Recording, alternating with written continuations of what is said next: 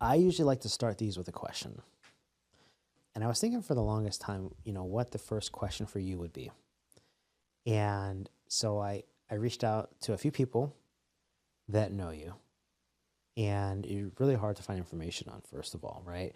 This might be one of the hardest conversations that I've had because there's not much that you can really find or that someone like me could find pretty easily without having to ask around, right?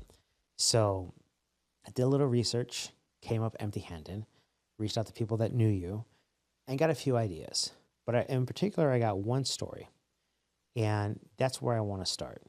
And that story was from Mike, where he talked about the first time that he had ever met you. I believe he was an analyst, Maricopa County, if I'm not mistaken. The other Mike was his boss. And they had a meeting where you came in to talk to them about your vision and what you wanted to build. And Mike was like, I'm just the new guy here, right? What do they want me in this meeting for? Like, this is for, the higher ups. And so, he went to that meeting. He was in there. I think it was him, Dan Schuler, Mike Eccles, and you. Is that the very first time you ever met Mike? Yes. It is. Okay. Mike was the CISO at that time. Oh, Eccles, right? Yes. Yeah. Got to keep the mic straight. Yes, you got to, figure out which Las Vegas Mike and then GCU Mike. So what I found interesting in the story that I heard from GCU Mike, Manrod, was when you had left, I think they thought, this is a big task. This is a lot. It's going to be a lot of work, right? But 10 years later, you did it. 11 years. 11 years you did it. So I guess my first question is where did this idea come from for ACTRA? And kind of where did it start? Because I think when you look at the state of Arizona now and you look at other entities, everyone's doing something along the lines, right? I know like ACTRA works with the state of Arizona, but I've seen a lot of like Ryan Murray stuff where he talks about the different divisions, I believe is what they're considered. The different entities of the state cooperate with one another. And fundamentally, it's almost like a neural network between these different branches of the state. Network of networks. Yeah, right. And what I find interesting in that is it's almost like when you have to think about what the adversaries are going to do, you have to think one step ahead. And I think maybe for you, 11 years ago, there was this idea that you can't do it alone and that you have to work together, and a shared community of information is probably going to be a lot better than a siloed community from another community. So I think in a lot of ways, you might have been ahead of your time, right? With the idea. And maybe that's where people thought that this was going to be a lot of work for you, or just a lot of work in general. So, my first question is how did you predict that this was the next evolution? I think that actually ACTRA was never part of the original thinking. It wasn't? Oh, no. The original thinking went back to the 9/11 scenario when we had it. Okay. And then my getting involved with the InfraGard program back then, which is around 2003 or so that I became involved with it. And I was asked to be on the board, and I declined, and effectively continued to support as a member and as an advisor to the board. Okay. And then ultimately, we had two areas of InfraGard. One was Southern Arizona, the other was Northern Arizona, Phoenix and Tucson chapters. And we, in talking it through over years, decided that it would make sense to merge the two and bring them together, which became Arizona InfraGard. Okay.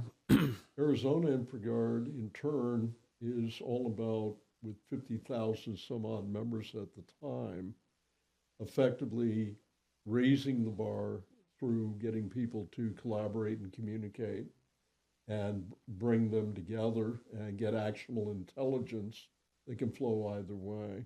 Mm-hmm. The challenge we saw by my fourth term as president of InfraGard, which was from 2008 through 2012, 4 terms, was that we were not seeing actionable information. It was too little, too late to act on it to get the measurable results.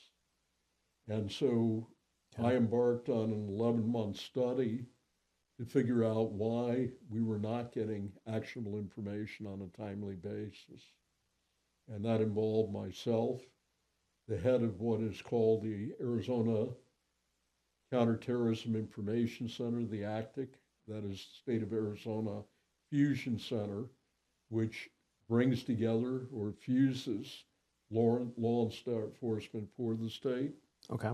And we also had FBI, DHS, and we went in. I became resident for InfraGard in the ACTIC, and we began to determine what's working, what isn't. We did that by looking at other states. So we took trips together to Louisiana, to Texas, to a number of other places. And by listening to other people, we ultimately conceived of the vision that it needed to be there, but it could not be done through the existing infrastructure. That's when ACTRA came into play. But the motivation was 9/11, number one. Number two, the phenomenal transfer of intellectual property at the time. It was driving economic advantage to other adversary countries to the detriment of my family, my children and grandchildren. And as a result, that then motivated me to take a look through a different lens to say, what can we do to make it work? And how do we make that happen? And so that was the original nucleus that launched ACTRA. So it started where my understanding, and you can tell me if I'm wrong or maybe help me understand better, but InfraGard is more so state level, non-public or non-private sector, right? It's 100% government. No, not at all. Okay. InfraGard is just the opposite. It's the FBI outreach to critical infrastructure in the private and government sector. Okay. So across all 16 USDHS critical sectors defined by the Department of Homeland Security. Okay. So InfraGard essentially kind of tied all these groups together. But I guess where I'm struggling to see maybe it's the misalignment is, what was the root cause for these different entities not having actionable data, or like what was the bottleneck? Was it culture? Oh, okay. The culture became one of reverence for the FBI, which is the one behind the program. Okay. And there therefore was not the exchange of data. When we used to look at the reason why, simple answer is trust. If you don't have trust, doesn't matter what systems you have in place or who's doing it or anything else. There has to be a trust to be willing to come into a room and openly share and communicate bi-directionally, not simply be a consumer of intelligence or information. The second reason that it was not working as well was the fact that we were using a hierarchy to respond to a network. The cyber terrorists, if you want to call them that, or adversaries, tend to want to interact very flat and responsibly. So if you have a hierarchy, as you do in government, it's not responsive or adaptable enough to respond quickly. The cyber adversaries resemble very much what you see in terrorist organizations.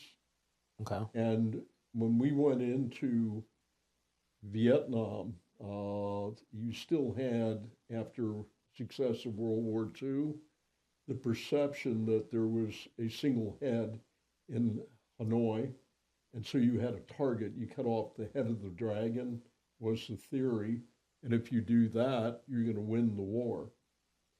That wasn't the case. That's not the case. Yeah. And when you have a terrorist cell like Al Qaeda or any of the other adversaries, or nation states for that matter, it's much more amorphous. It's a very flat, responsive organization where there really is no head. It's cellular in nature, very flat, very adaptable, very, very quick to respond. So the first scenario, World War II, Vietnam strategies originally, you're using what's called fourth generation warfare. Fifth generation warfare recognized that there is no head to cut off on the dragon, and you need to be able to address it differently. The conclusion of some very bright people, including Stanley McChrystal, who was one of the best field commanders in history, essentially stipulated it takes a network to defeat a network, and that is the fact. So you have to create a network, but to make it work, since there's too much to do for any single organization, you have to create a network of networks. This is why we continue to build our own operation, but at the same time collaborate very closely with State of Arizona, Ryan Murray, the Deputy Director of Department of Homeland Security here, and State CISO, Chief Information Security Officer, essentially is on my board of directors by invitation and by election. So along with 12 other people, including myself, I chair the board, we make the decisions and we do it collaboratively. But it takes that network of networks to defeat, so we are also helping other states. We've helped the state of Wisconsin, Northeast Ohio. In January of this year, we launched in the state of Maryland. Okay, I was gonna say I think it was Boston, right? Or it's just it's just a state, right? We believe it needs to be localized. In other words, we provide a framework for development, Okay. but then we allow them to take into account relationships. The culture in the state is an open state, a parochial state, and allow them to develop, but assist them in the process. So essentially, I guess so just to step back a little bit, they have a network of network. So that's the idea from that basically came out of the fact that you can't fight a war without like heads of the like a hierarchy, right? So essentially, like guerrilla warfare is kind of what created this was it a generation of warfare? Is there a sixth generation? It's more of a terrorist network. Okay. Adversaries in cyber act exactly as terrorist networks do. Okay. And that becomes the critical factor. So the question is, how do you deal with that? And you need a very flat, responsive structure that can adapt very quickly. It's almost like, I think in a lot of ways, it's kind of like, this might be a little bit off, but when I think of AI, they have models that essentially learn from input, right? And the more information you share with it, the better it becomes at understanding, or the better it becomes at putting out certain things. So essentially, in a lot of ways, and like if I'm wrong, tell me I'm wrong, but it almost seems like it's this large data set of information between these different entities that can be added to, and that addition from one entity then benefits the other, but they don't have to all experience the same negative impact of like say an attack, but they can all benefit from it, right? So in a lot of ways, it's kind of like, you ever heard the phrase, you can learn on your own, or you can watch a family member burn themselves on the stove?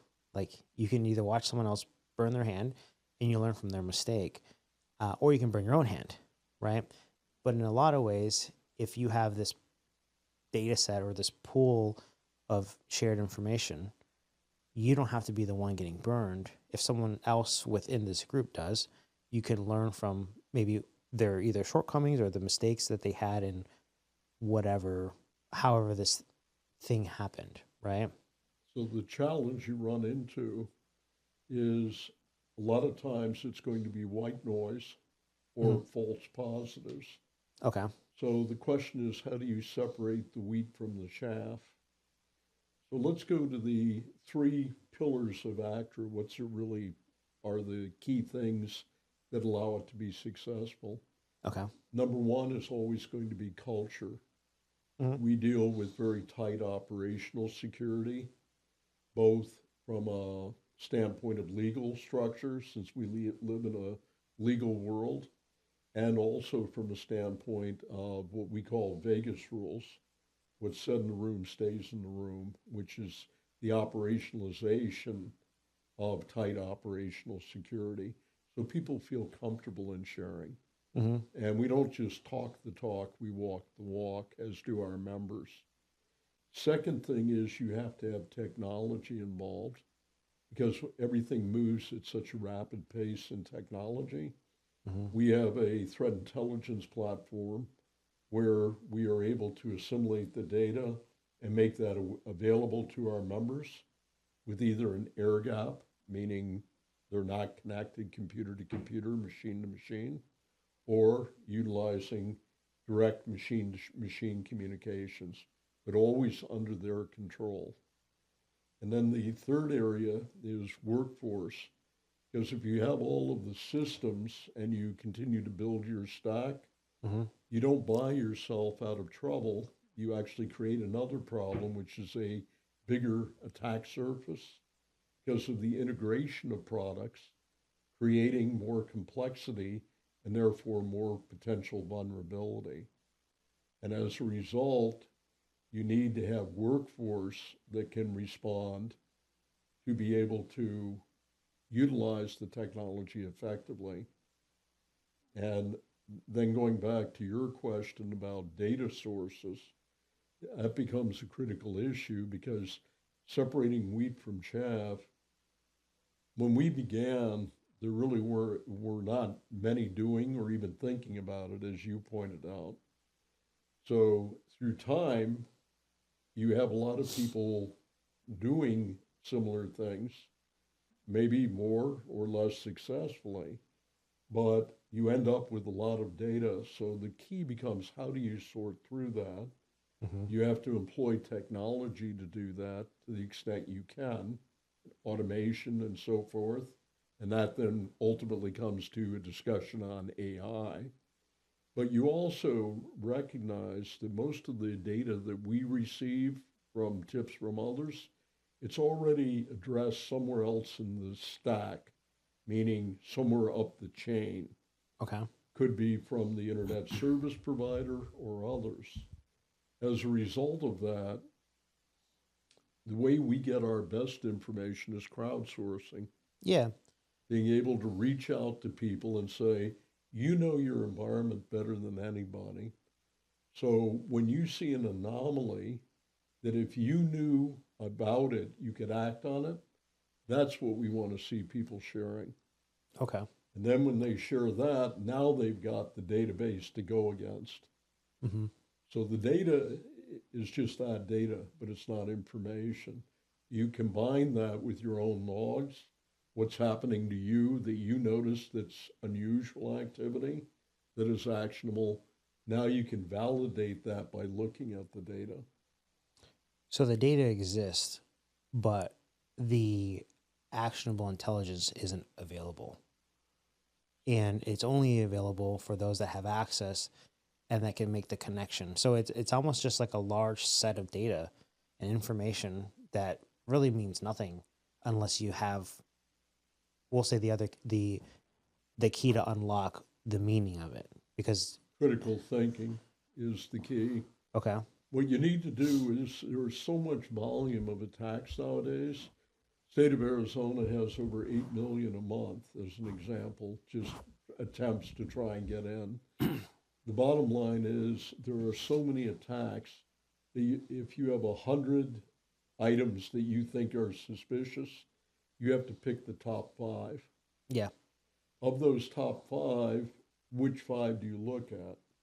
So the key becomes to automate where you can, and then to use critical thinking where you can't.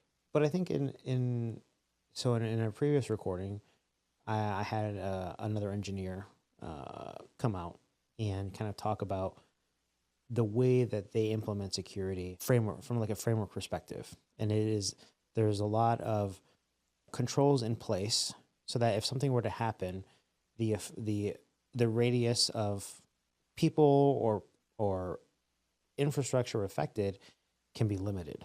And as you know, depending on where you're at within the stack, if something were to happen, they can essentially account for the amount of, we'll say, the blast radius, right? Your term is called segmentation.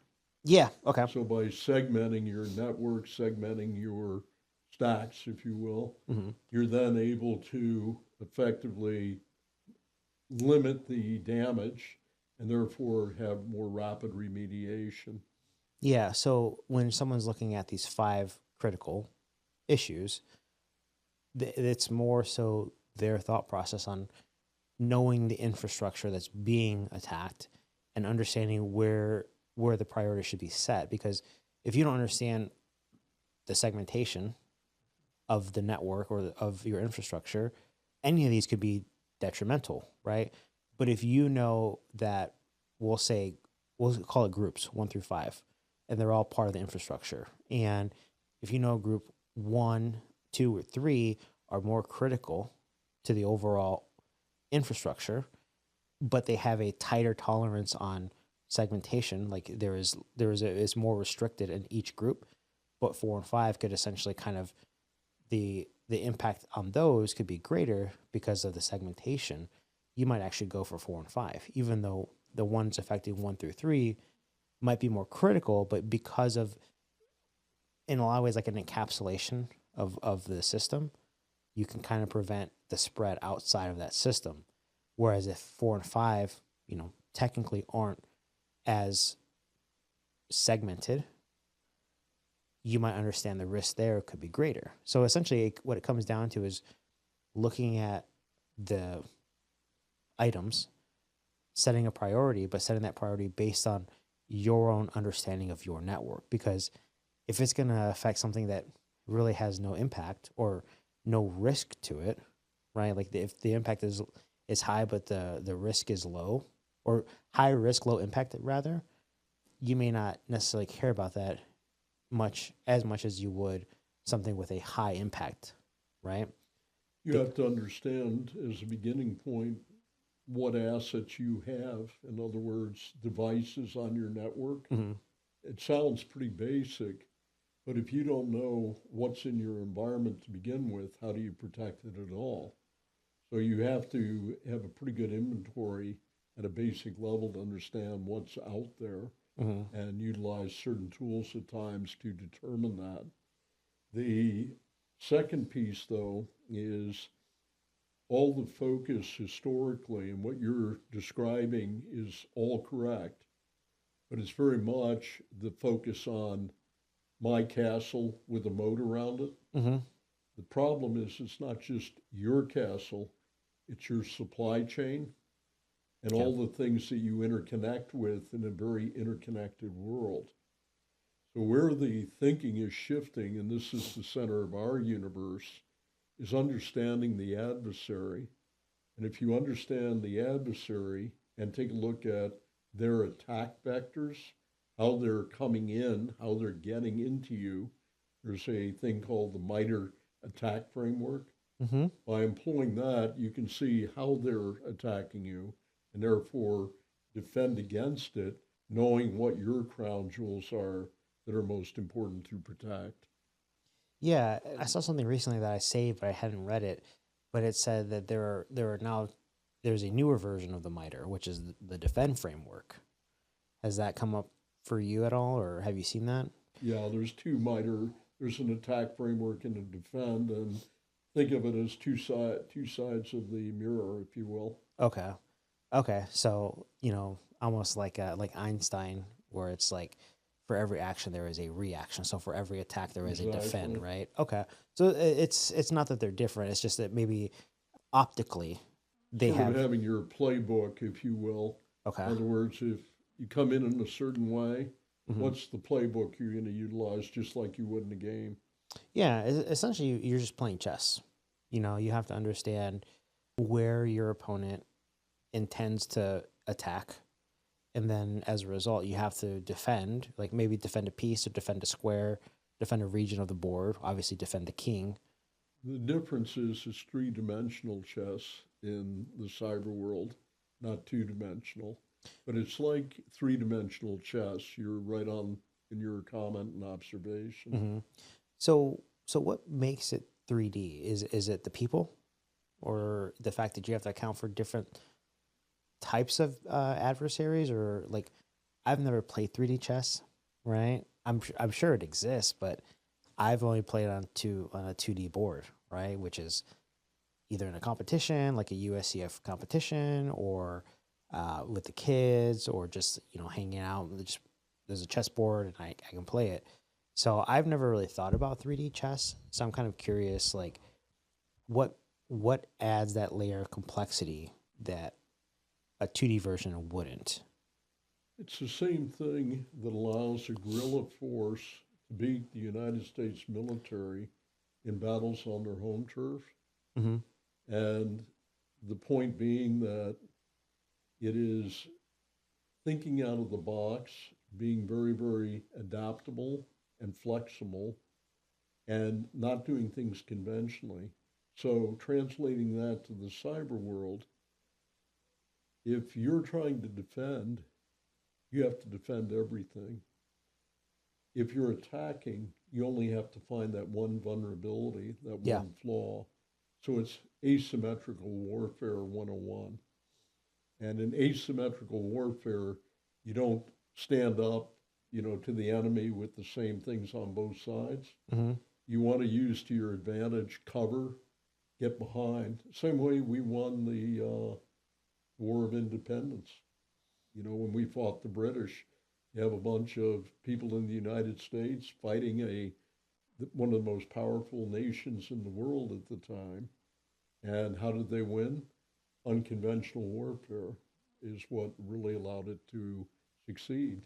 And their home turf, Yeah, that right? helps. The advantage of Combine the two things, that's the asymmetric nature of it. Anything to your advantage is the asymmetrical advantage that allows you to be more effective. But the key thing is you've got to protect everything all the time.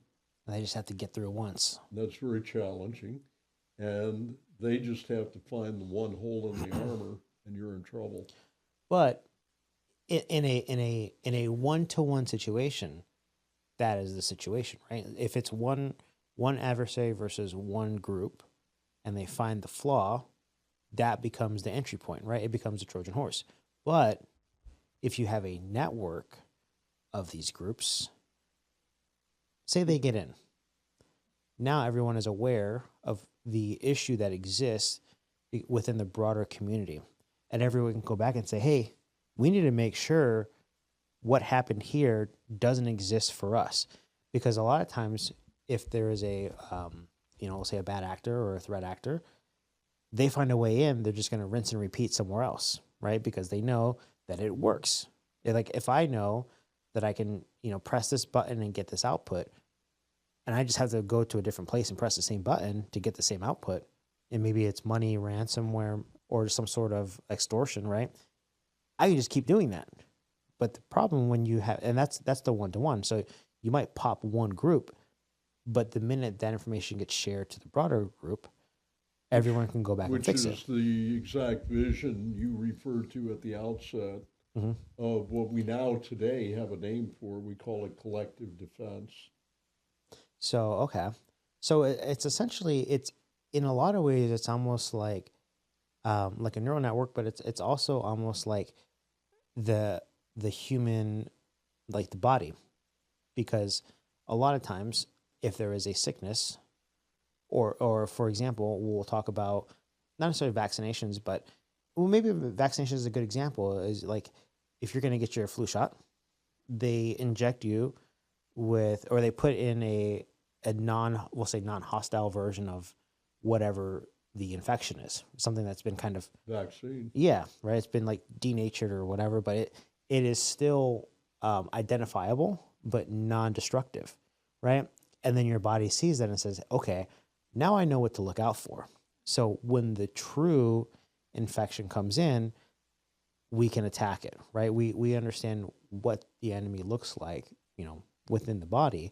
And it's essentially kind of the same thing as like, but instead of bringing in something foreign that isn't hostile or can't create damage, you're essentially taking something that has done damage to another group and saying, this is what we're looking for. And then everyone says, okay, now we know what to expect. Now we know the process, potentially the people, the region, any sort of identifiable information of the group. And you pass it along. And that now becomes like a checklist where people can say, hey, this was successful over here.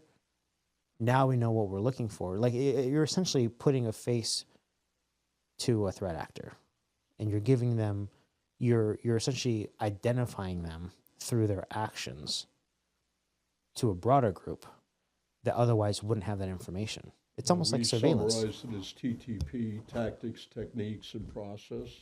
Okay.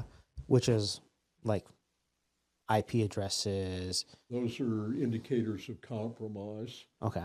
So those are think of them as the warning sign, the alert. You can see where it's coming from, the indicator, where the attack's coming from, those type of things you share.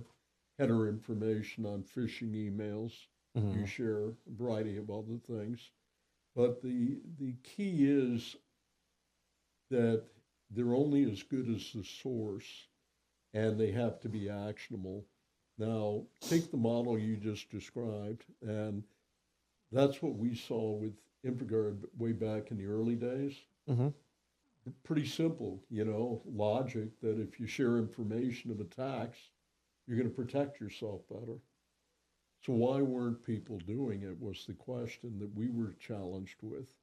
And when we took a look at that, the area came back, human nature. First thing I'd ask you, have you ever acted against your own self-interest? Oh man, we talked about, so hang on, this is an interesting topic for me, right? Because I like to joke about it a lot. And there's always some form of like truth in a joke. So a few episodes ago, I spoke with a gentleman, and my opinion was that security enablement training is good, but it might be a waste of time.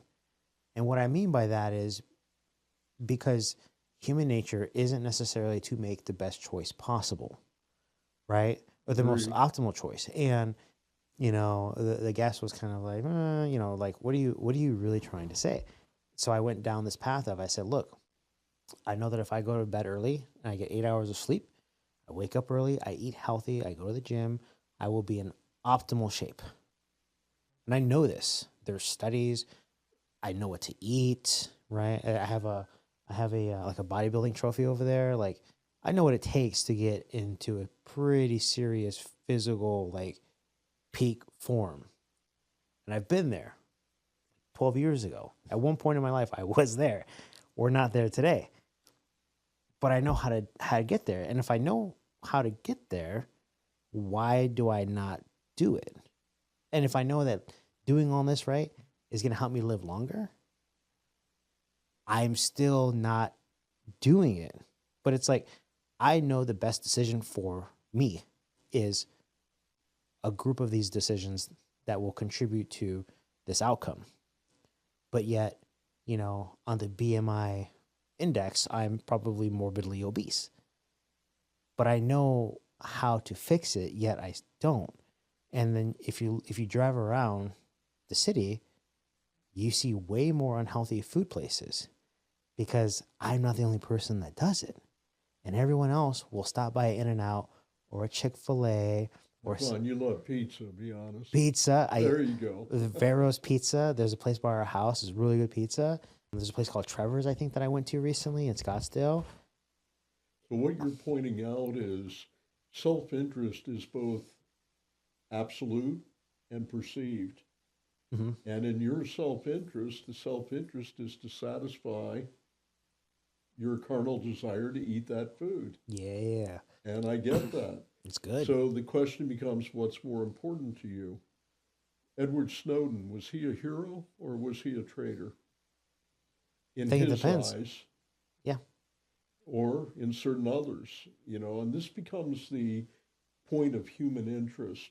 Even people who may be acting counter to what you want them to do may be working in their own self-interest. Mm-hmm. Let's take a practical example in cyber. Okay, if I'm the organization that is being attacked, what's my immediate self-interest, number one? To protect the organization and the money that it makes. Recover and become operational again, Mm-hmm. right? Okay, yeah. Number one, I want to get back on my feet so that it mitigates my key business drivers, revenue, profitability, Mm-hmm. operational continuity, customer relationship. Mm-hmm. What is the self-interest of a law enforcement organization, be it FBI, Secret Service, any of the organizations? They want to catch the bad guy, right? So you want to get back on your feet immediately, but possibly they want you to hesitate a little bit so that they can get a better idea of what the crumbs are, Mm-hmm. and so on.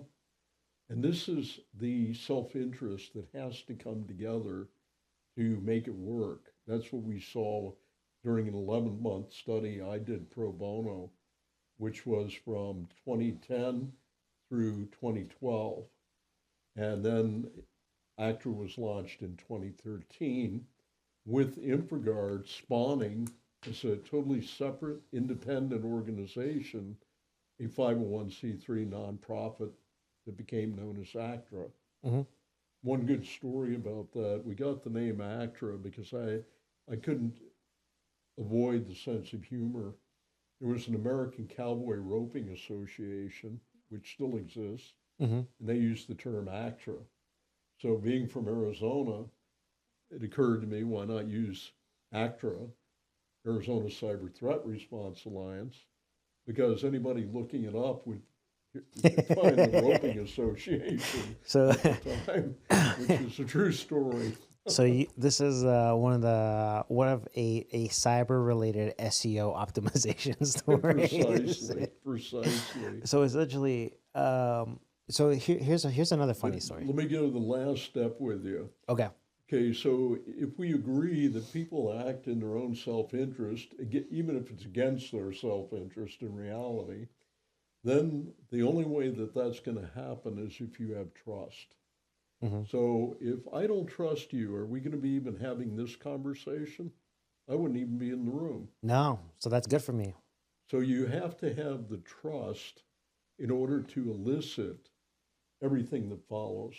Yeah. And that's something we recognized as we went around, because the programs were doing everything we were doing, but why weren't they working? The second thing is people have to engage. They can't just be consumers of the information. Mm-hmm. They have to be contributors. And the beauty of it is an exponential return of what you give, you get back. Yeah. And that's the point you were making. So if I don't give you anything, like if we were sitting here and you were asking questions and I was just sitting here, yeah, we'd be in trouble, right? Well, I there could talk. needs to be a dynamic communication going back and forth. Mm-hmm. And you have to be willing to listen to one another.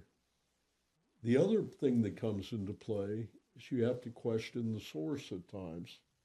So let's say that you're much more experienced in this than I am, right? Because you do this for a living.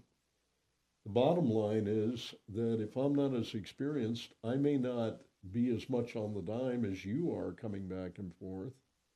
So it gets to a maturity question of being able to discern what is a real threat, what is a meaningful indicator of compromise. How do I separate the wheat from the chaff? Mm-hmm. So if you begin to know the people in the network, you begin to say, if I get this from point A, that's information I can act on immediately. I trust that organization or that individual. If, on the other hand, I get it from N, then maybe I don't because that person, they seem to, everything is a priority, meaning nothing's a priority.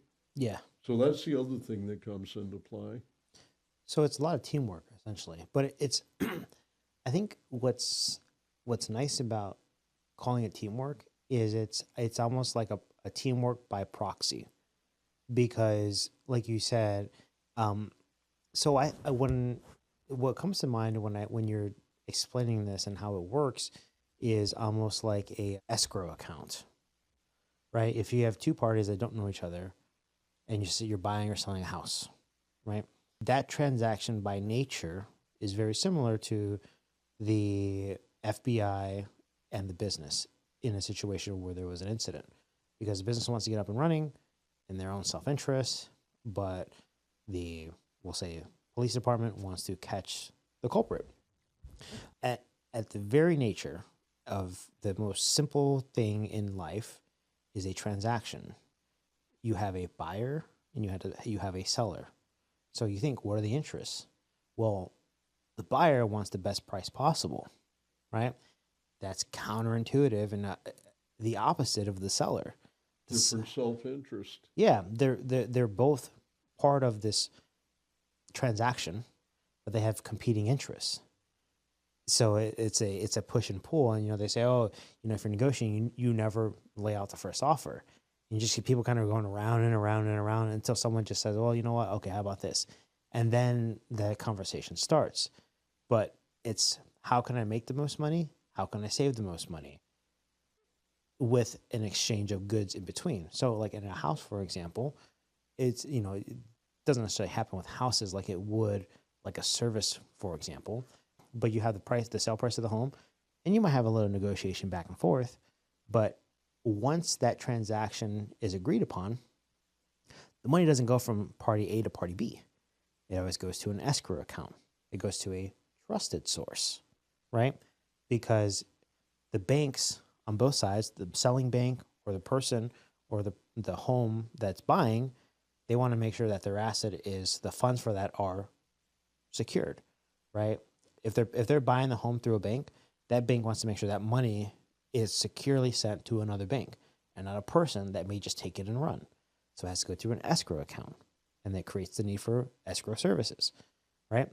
So I'm sending my money to someone that I trust because this is their business, and then I entrust them to carry my, what's in my best interest, which is completing the transaction. I'm going to take a fee, right?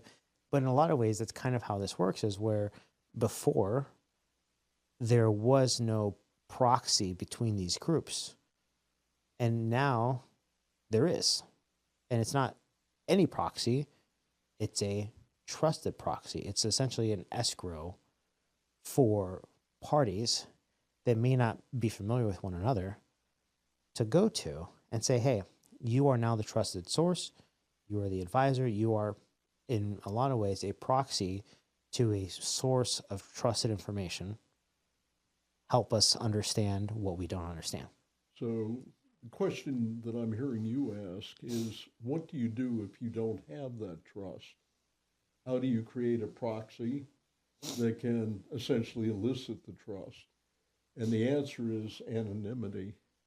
So when we share information, we have a twofold mission. Number one is to protect the perimeter, the business itself, our member organization, because the security teams, etc., their job is to protect that organization, make sure it stays running. That's their primary purpose.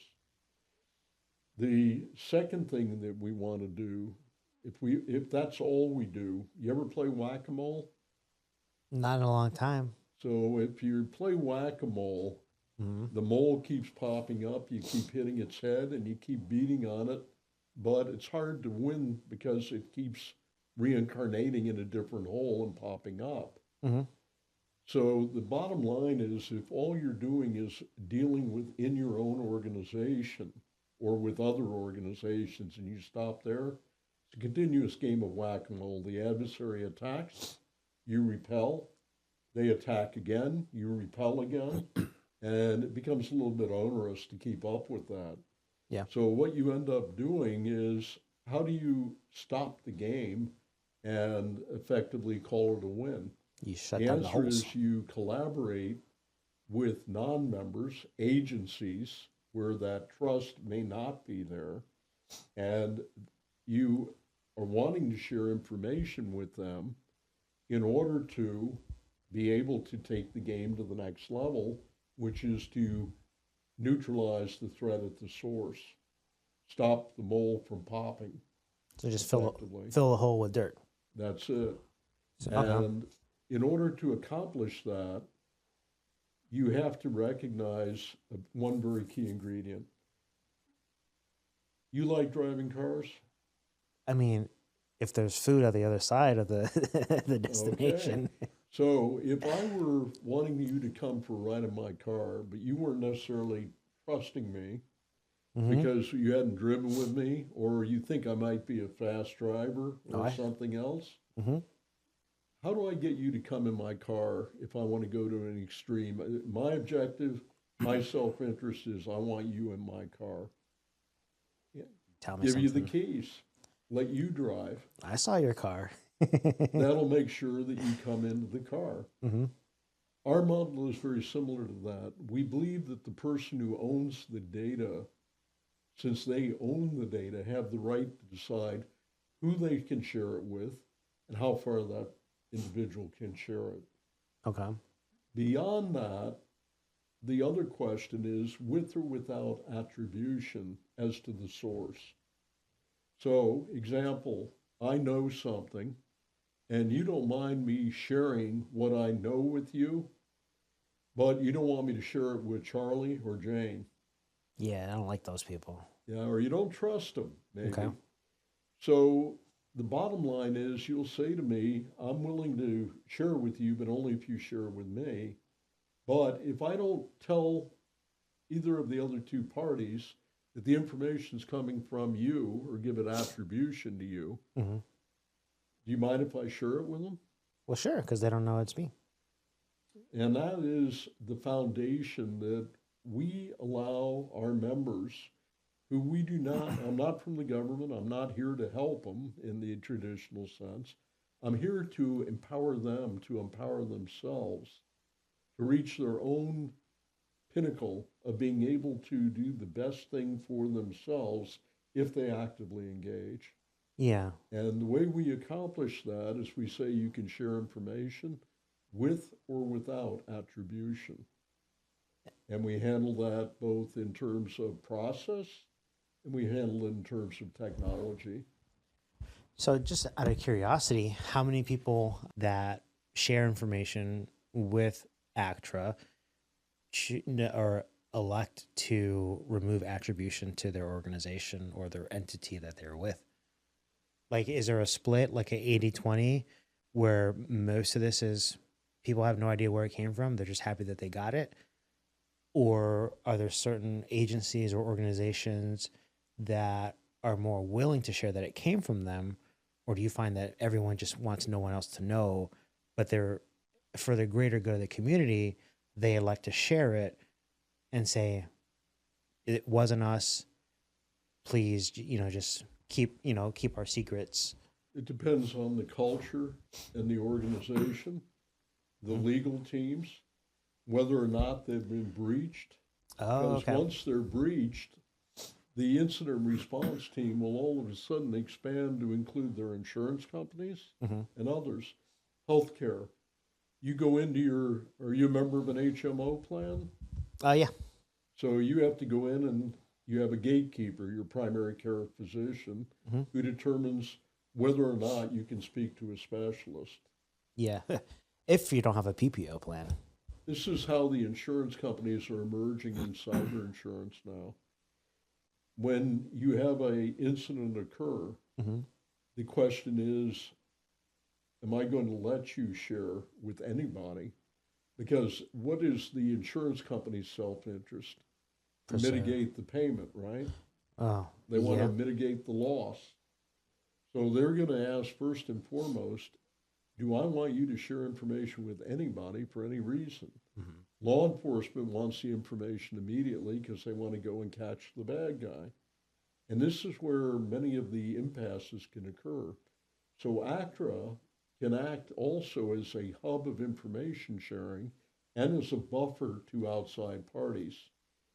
And we do that very effectively and very efficiently so that if it's your information, you can say, I want to share it only with these people. And then secondly, with or without attribution. And by doing that, you're giving control to the driver who is now willing to ride with you. Yeah. So in a lot of ways, like if you have, for example, with healthcare, if you have a pre-existing condition, a lot of times that'll discount you from being able to get any sort of treatment without, for free or, as part of your plan, right? So a lot of times people that are aware of something that they have elect not to share that with, there are people that will pay cash for certain situations, for certain tests and things like that, that don't run through insurance out of caution to be able to get that information personally and not share with the provider. Because it's in their self-interest to do so. Mm-hmm. That's happening with windshield insurance in our state right now. How? You have too many windshields cracked, the insurance company will, even if you've been with them for decades, want to cut you off. Yeah. And the reason being, we have a no-fault law in the state and no deductible. Mm-hmm. So if people abuse that or happen to have bad luck or be in a construction area, Mm-hmm. they want to mitigate their losses, so they'll stop insuring you. Yeah. Same thing with cyber. Here's the interesting thing you just brought up. What's that? What did I do? The applications for cyber insurance, Mm-hmm. they used to take about an hour to complete. Now they can take a week, 2 weeks, a month to complete.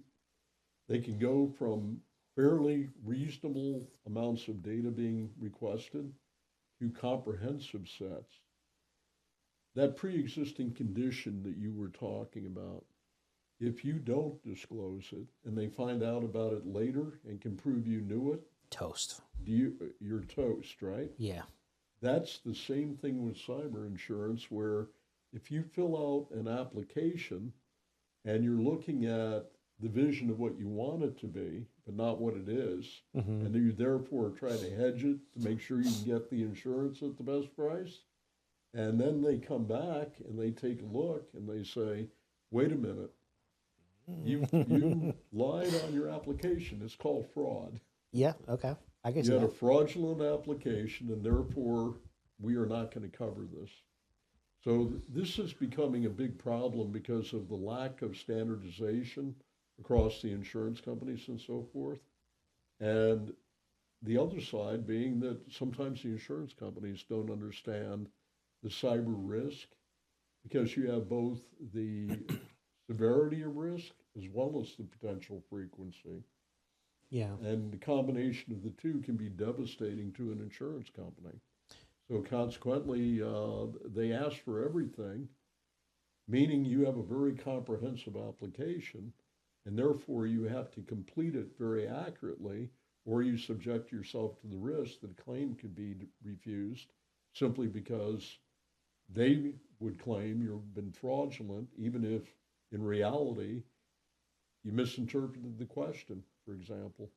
And then where does the burden of proof lie at that point? Like, how do you claim, or how do they prove negligence, or how do you? I mean, I don't know what the alternative would be, but negligence or incompetence, right? Like, did you willfully neglect to provide that information, or were you just ignorant? I mean, I don't know if there's I don't know if there's a better word for it, but like that, to me, that seems like, But then, with the judicial system, it's innocent until proven guilty. So does that work in the same way in the cyber world, where it's like if the burden of proof then lies to the provider to prove negligence? it goes to the courts directly. It's Oh, it going to does? be Okay. a civil action, and ultimately you either have arbitration or the courts that are going to decide it if you can't reach agreement. So interesting question that I just thought about is, could they subpoena your group and pull The answer attribution? is no. Could they subpoena us? Absolutely. Okay. Problem is, I wouldn't have anything to tell them because the way we set up our systems, when you come in, we don't keep anything in a database Mm. intentionally. So it's We full. process it all in memory, Okay.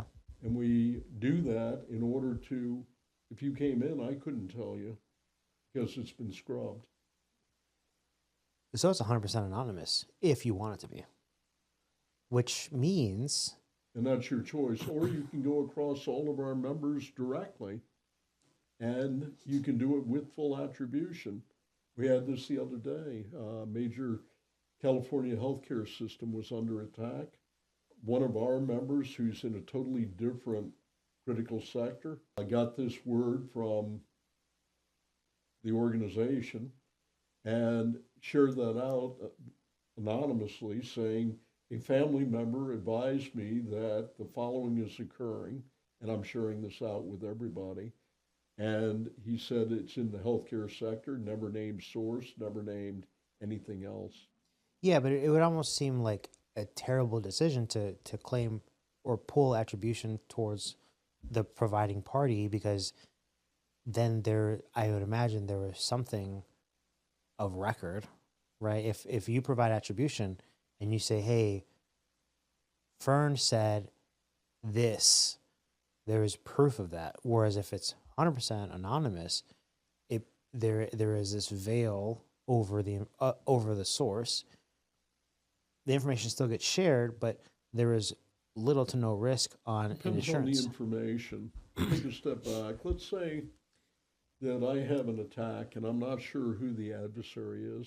Mm-hmm. Let's say it's law enforcement now that's interested in the information.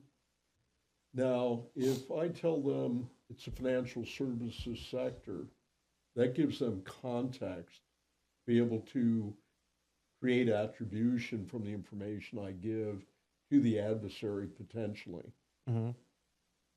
On the other hand, if I give them that context and that's all I give them, versus I'm in an organization that's in the middle of a merger and there are two organizations that could benefit from this information being out there or my failure, Yeah. that would give them more context by knowing the actual source. The other thing, FBI, for example, cannot open a case unless they have a victim. The victim is the party who's been Breached. attacked successfully. So without that, they don't have a case and you don't get credit. So Okay. fundamentally, that becomes the other side of the equation because they want to be able to pursue something, and for that, they have to have a case filed. You ever watch FBI on TV? I mean, I don't necessarily. My wife probably watches enough true crime related stuff. So you have to get her as your special SME consultant on this. Yeah, on that particular set of, we'll say, procedures. But okay, so that's interesting. So if you can share the information without attribution, but in order for the insurance company to fulfill like a claim, if you will, there has to be a case number through some governing body like the FBI. Not necessarily. No? If you have a loss, they don't necessarily need a case number to solve it. If you can demonstrate the loss and the reason for it and you weren't negligent in creating it, then you got coverage, right? Mm-hmm. The problem comes in that, let me raise the bar one more level. Okay. What happens if the insurance company wants to mitigate their loss by paying the ransom as opposed to not paying the ransom? Let's take a real world case. Caesar's World, MGM. Caesar's World paid the ransom and it cost him $10 million, and it actually resulted in getting the keys to unlock the ransomware. MGM did not pay the ransom. They took the high road, worked closely with law enforcement. At the end, they paid over $100 million. From the insurance company standpoint, which insurance company you think would be smiling? Did the 100 million come from that insurance company as Yeah. well? The first one, the one that paid the 10. Yeah. Now, on the same token, what happens if the adversaries had not given the encryption key? Would have been out 10 Or million. let's say they gave the encryption key, but they had already extracted data. So now they're going to get a double whammy. They got the money from Caesar's World for paying the ransom. Then they decide to attack all of the customers of Caesar World because they've got all the data that they downloaded. Yeah, I mean, And that's the extortion game that's coming into play increasingly. So it's not a simple decision is the point.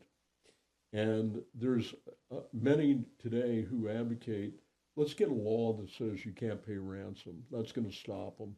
Will it really? It could put them out of business, for example, in one case.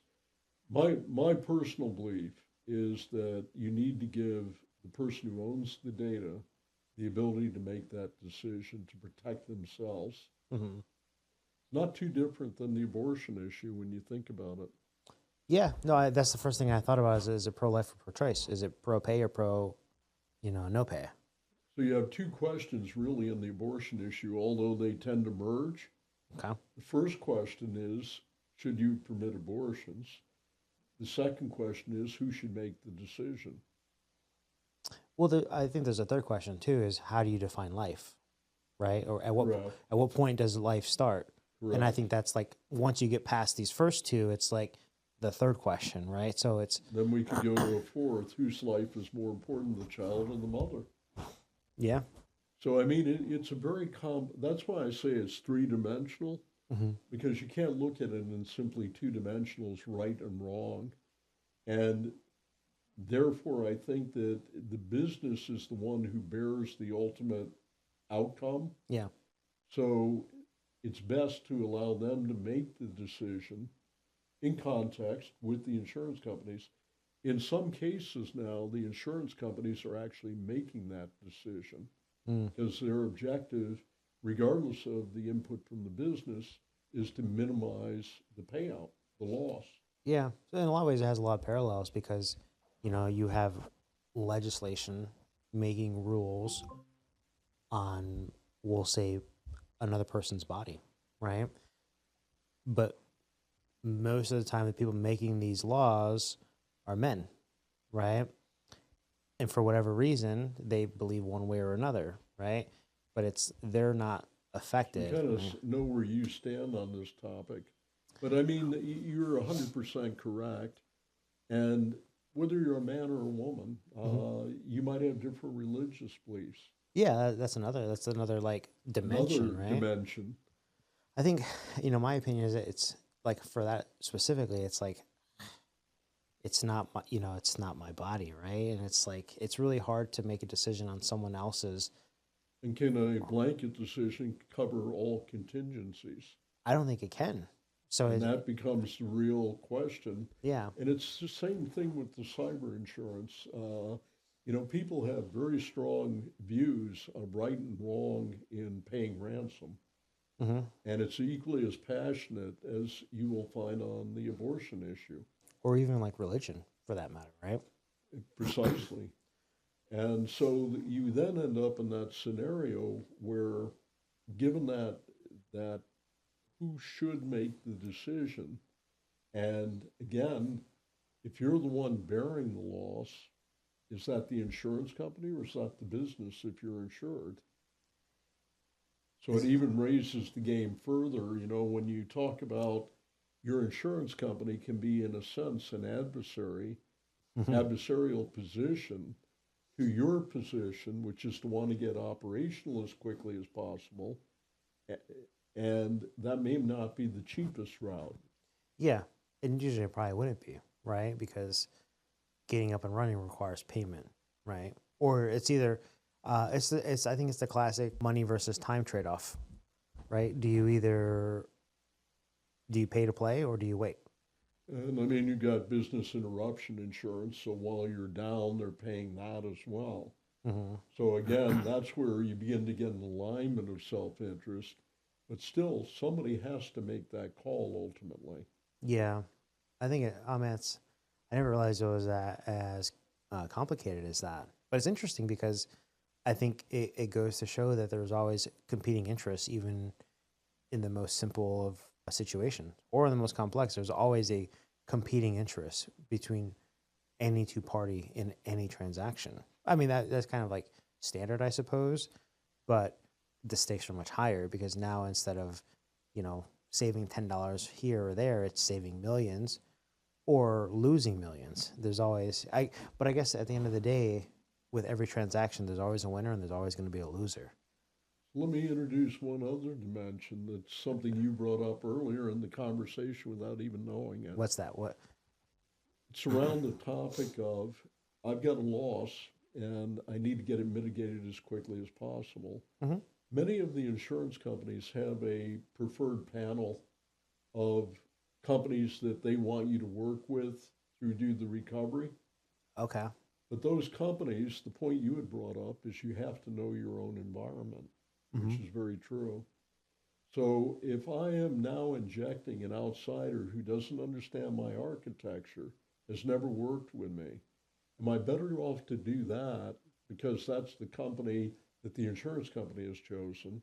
Or am I better off to take the firm that's been working with me, understands my architecture, and would know where the weak points are or how to rapidly patch them? Because you have a learning curve when you come in if you don't even know the layout of the network. Yeah, I think so. I think in my mind, I connect that parallel to in network versus out of network. You have trusted source versus potentially untrusted source, right? And the providers, like the insurance providers, want you to go in network because those people have been vetted, they've gone through some sort of process, they know what to expect from them from a billing perspective, and maybe in fact there's probably some sort of agreement in place for maximum or minimum charges, and it's like they know what they're getting themselves into. So justifiably and reasonably, their incentive is to work with the parties that they understand, right? But when you say the time that it takes for if I go to an out of network doctor to a new provider, like right now we're in the middle of open enrollment or it pretty much closed, I think, as of maybe today or yesterday. People are buying their health insurance for 2025. So if my doctor today on my plan is in network, but they're out of network next year with either a new provider or a new level of insurance coverage through like a local like insurance agent, Mhm. they may be out of network, but they're my trusted source. And it's like, I would rather go to my trusted source because I don't have to go through all the work to bring the next doctor up to speed. I don't have to transfer all my paperwork. I don't have to provide anything. They know whatever health issues I may or may not have. So it makes more sense to me as the patient to go where someone understands me. And you see this all the time with business too. It's like, You have the same thing on the other side with the pharmacy, with the approved drugs. mm-hmm, So this year they're covering you in your plan, and you're able to go to the doctors you want, as you were saying, that are in network. mm-hmm, The next year, either your doctor's out of the plan or the formulary, which is the drugs they cover, has changed and it no longer covers the best drug in terms of results and efficacy. oh, they cover, yeah, yeah, And again, what do? You then have to make a decision. Do I stay with this insurance plan because it's the best price? Or do I move to somebody else, pay a higher premium simply because I need access to that drug or that doctor? yeah. And I think a lot of times it comes And down it's very to, inconvenient. well, it is, but I mean, I think people make that decision all the time because, like in my wife's situation, she has a loss that she deals with. And sometimes, like the medication that's required isn't approved. And sometimes they change. Like we've received letters in the mail saying this is no longer an approved item. You now have to go with this item, just like you said. Yep. But problem is she has a lot of, we'll say, intolerances to certain formulations. So a lot of her stuff is compound and custom.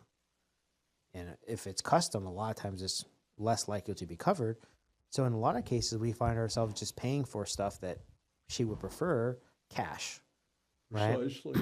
Because you could go with the name brand or you can go with the generic, but the generic a lot of times has other things in it, like fillers, if you will, that cause reactions with her body.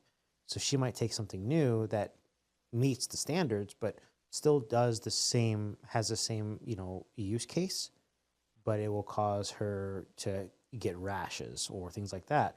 Whereas if she would go with the name brand, and I'm kind of oversimplifying it, but she goes with one, she knows it's going to work.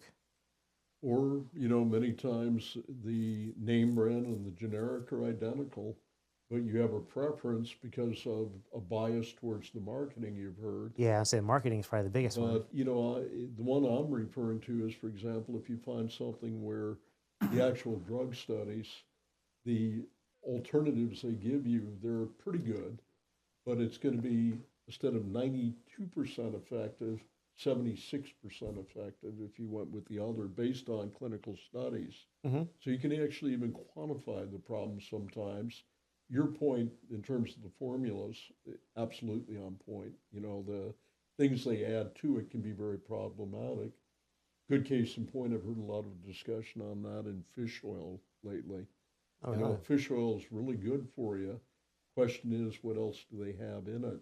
Mercury, for example, depending on the fish source, etc. So you can have contaminants, as you point out, even in simple supplements that we all take for granted are going to be fairly uniform. But generically speaking, according to the label, they're 1-to-1, right? It's like, well, you could get the same exact What thing. filler did you use?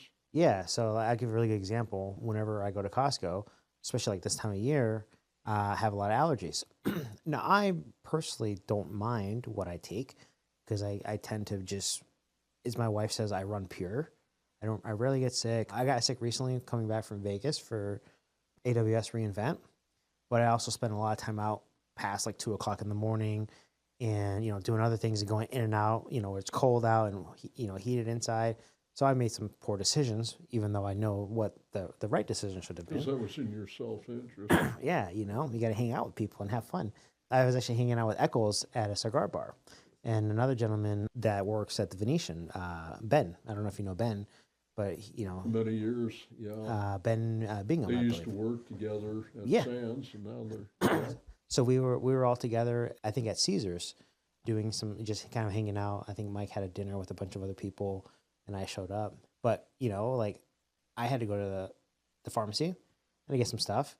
I think I got, like, Mucinex and a few other things. But whenever I go to Costco, especially this time of year, I have to get Claritin D. And every time I walk up to the register, or it's a Fry's or a Walgreens, CVS, it doesn't matter where I go. I prefer Costco just because I go there enough, and it's not an extra stop. And I say, hey, can I get a Claritin D? And they say, would you like brand or generic? And I say, always brand. Because my wife says, always brand, for Claritin D specifically. Now, I don't know if it's better or worse than the generic. Your perception is that it is? To me, well, my perception is they're equal. But I know that my wife's preference is Claritin D. And if anyone's been married, they know the rule of being Happy wife's a happy life. Exactly. So I prefer a happy life. So we do what, creates happy wife, which is name brand drugs or name brand Claritin specifically. But you see this all the time. It's like people have to make decisions, and those decisions are always based wholly in self-interest or self-preservation, if you want to get even more like, I don't think animalistic is the So right where word, you but can bring the two together, if you have a panel of 6 organizations, you could meet with them in advance, Mhm. decide which one you're comfortable with, and if you get into a problematic situation, you pull in that organization already approved by the insurance company. Or let's say you have a preferred vendor and much better pricing somewhere else, you can pull in that vendor to ask them to apply to be on the panel of approved vendors. okay. So the point is, you can mitigate the problem by being proactive in some ways. Same with an insurance form. If you begin to fill them out, you want to be as accurate as you possibly can be and as forthcoming, because otherwise, if it's material misrepresentation, you could have your claim denied. So again, there's give and take on all of it, and it's the point being it's very gray. Yeah, yeah, and there's always someone that'll believe that they're right, or both parties will always believe that they're right out of self-interest, self-preservation. But I think at the very core, that's kind of human nature, right? Like that's just what you have. It's fight or flight, and most of the time, if you distill that even further, it's self-preservation. You can fight to be, we'll say, victorious, right? If you're in a fight as an animal and you're being attacked, you either attack with the intent to eliminate the harm or the risk, or you can run from it. But in both cases, the desired outcome is to stay alive, right? I tell my kids the hand's been dealt, deal with it. Yeah. You know, whatever hand you've got, that's what you've got to play.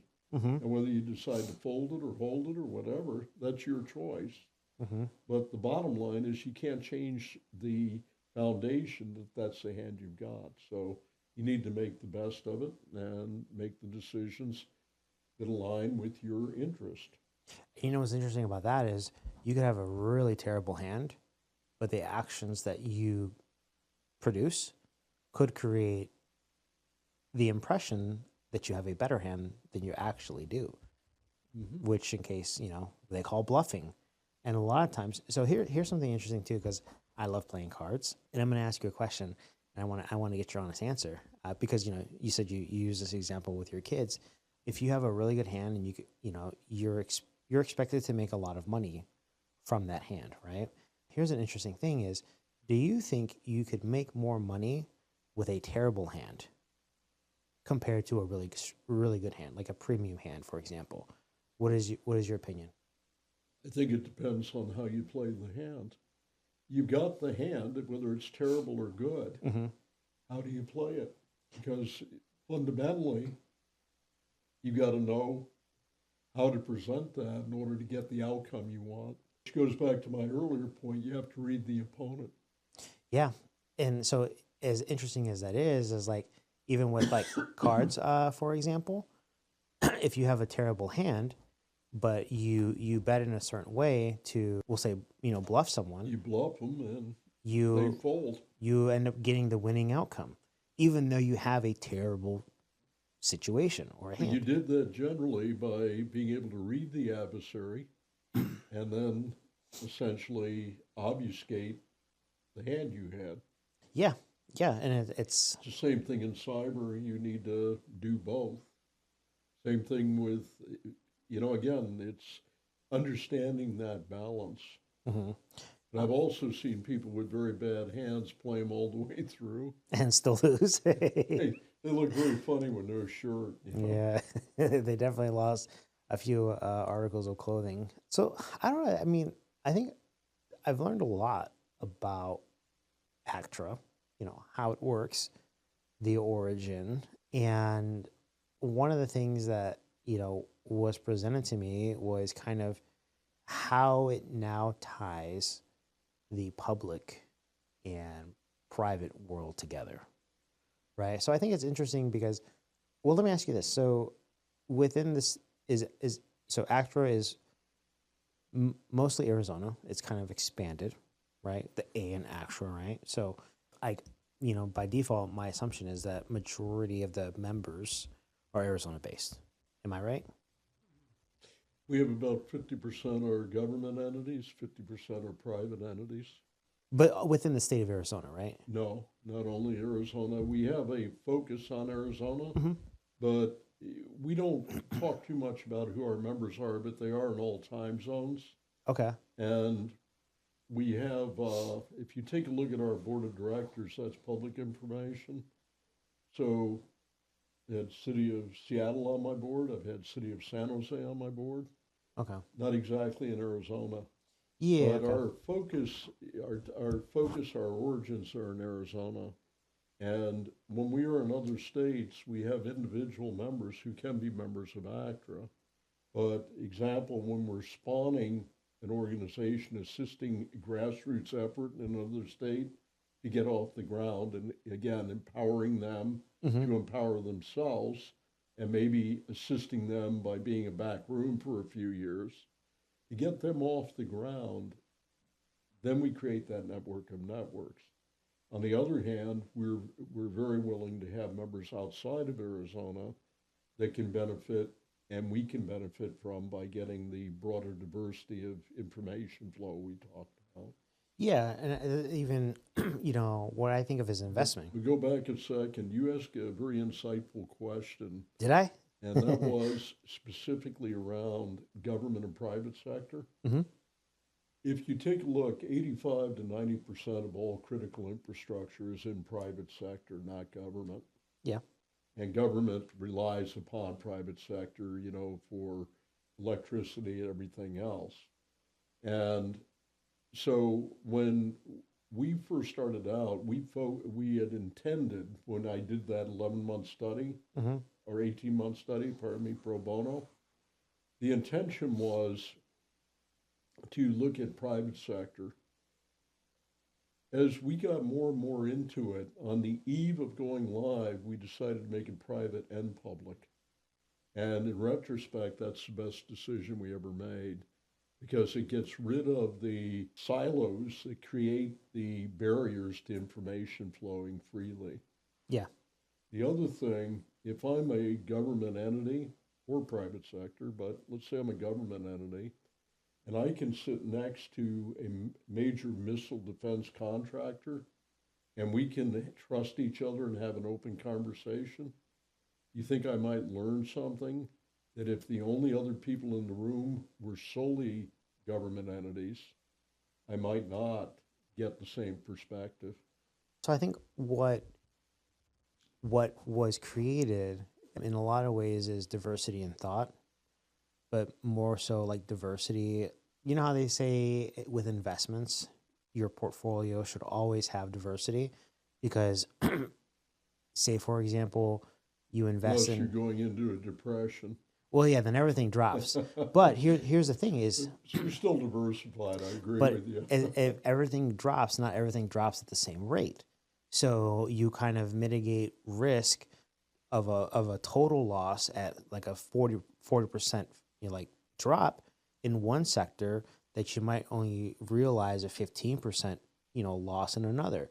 But that diversity, hopefully you're weighted more towards the 15%, but we'll just say it's evenly distributed across 5 different like areas, like real estate, government issued bonds, for example, anything related to the stock market, like index funds and things like that. That's why ETFs have become so popular, because you get the diversification With at a fraction of the investment and ideally a better return than you would, kind of. and lower transaction fees on top of it. Mm-hmm. Yeah. My master's degree is for international business and finance. I couldn't agree with you more. Okay. So maybe a part of the business and finance of diversity came into play because I agree that the number of agencies available versus the number of public, or I guess in the private world, which like the commercial space in general, what I would consider, like retail, pharmaceutical, anything else outside of critical infrastructure or even government. Retail can be critical infrastructure. Really? When you have a major hurricane hit, can that take out critical infrastructure? Well, yeah. And where do you think, when they had the big outages down in Louisiana with the flooding and that, Mm-hmm. Walmart was number one place you went to resupply with food and so on. Okay. So actually, it can fuel critical infrastructure. I've participated in many government exercises, scenarios, what if type things. Okay. The one that has the greatest impact is if you impact the water system. Yeah, that's usually where they always go, right? 50% of your people aren't going to show up for work. They're going to be out running around looking for water for their families and other things. That's the first thing people always go for. Yeah, well, except for COVID, everyone went for toilet paper, right? I don't know about you, but like, I never stocked up on toilet paper because I figured if you don't have any food, what are you going to be cleaning up, But you would see people walk out of Costco with like 4 or 5 rolls or 4 or 5 boxes, or not boxes, but like the packages. They had another shortage scare recently where everybody stocked up and created the shortage by stocking up. It's so interesting to think like how people won't really think about certain things, and they'll just be like, "Oh, I need more toilet paper," right? Or you could just buy a bidet, and then problem solved, right? As long as you have a hot air dryer.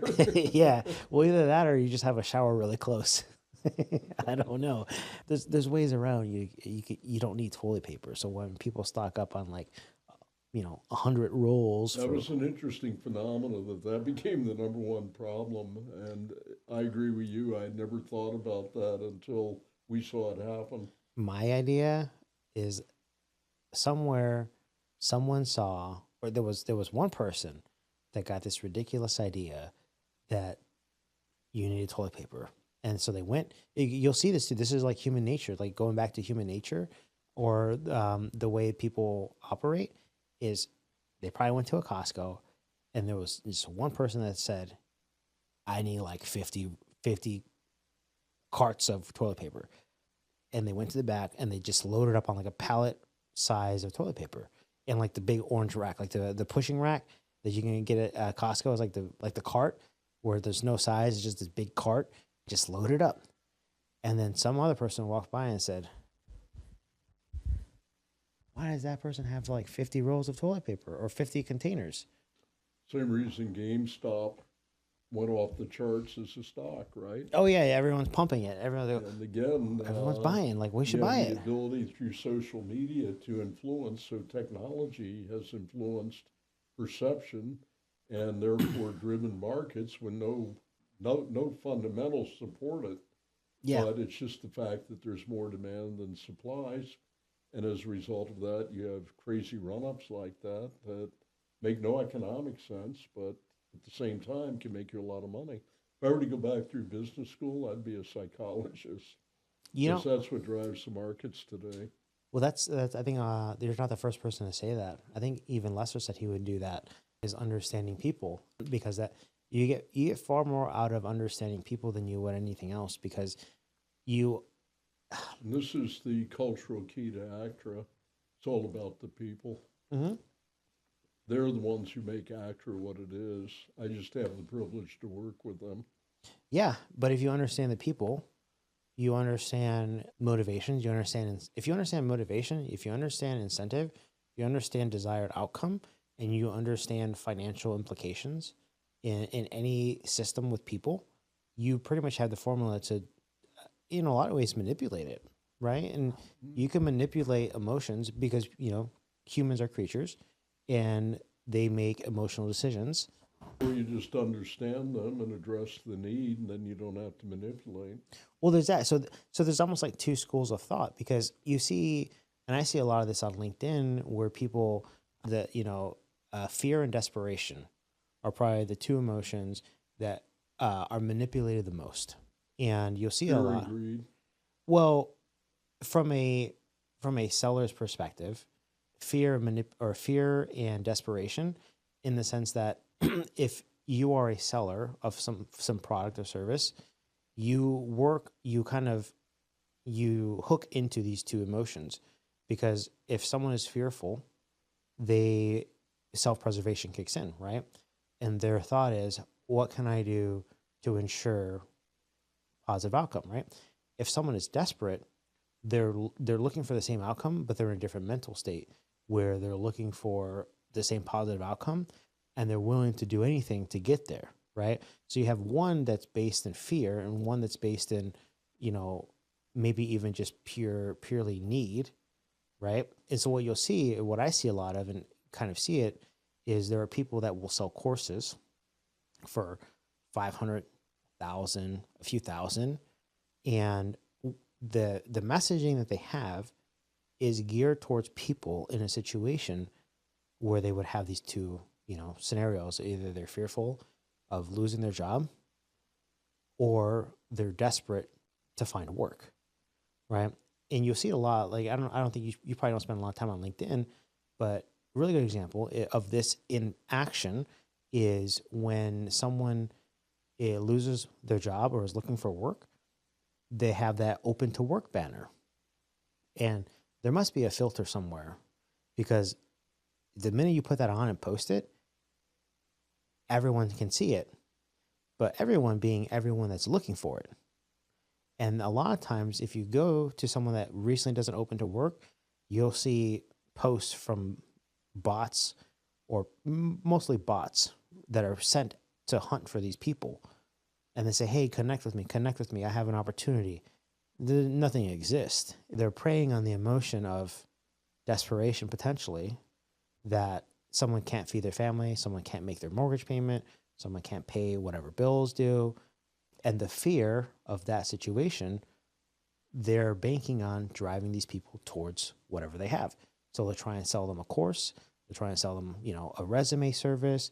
They'll try and sell them, you know, some sort of service around finding work. And it's all based, none of it's based on, well, not none of it. The majority of it isn't necessarily there in good faith. It's there to, Perception. yeah. And if you take a look, bring it back to cyber, same thing's happening with boards of directors. They have fear because of other corporations that may have much more resource than they do being compromised. So the objective is, let's buy our way out of it. We heard a good salesman, and he told us about this product. We put that in our stack, all of our problems are solved.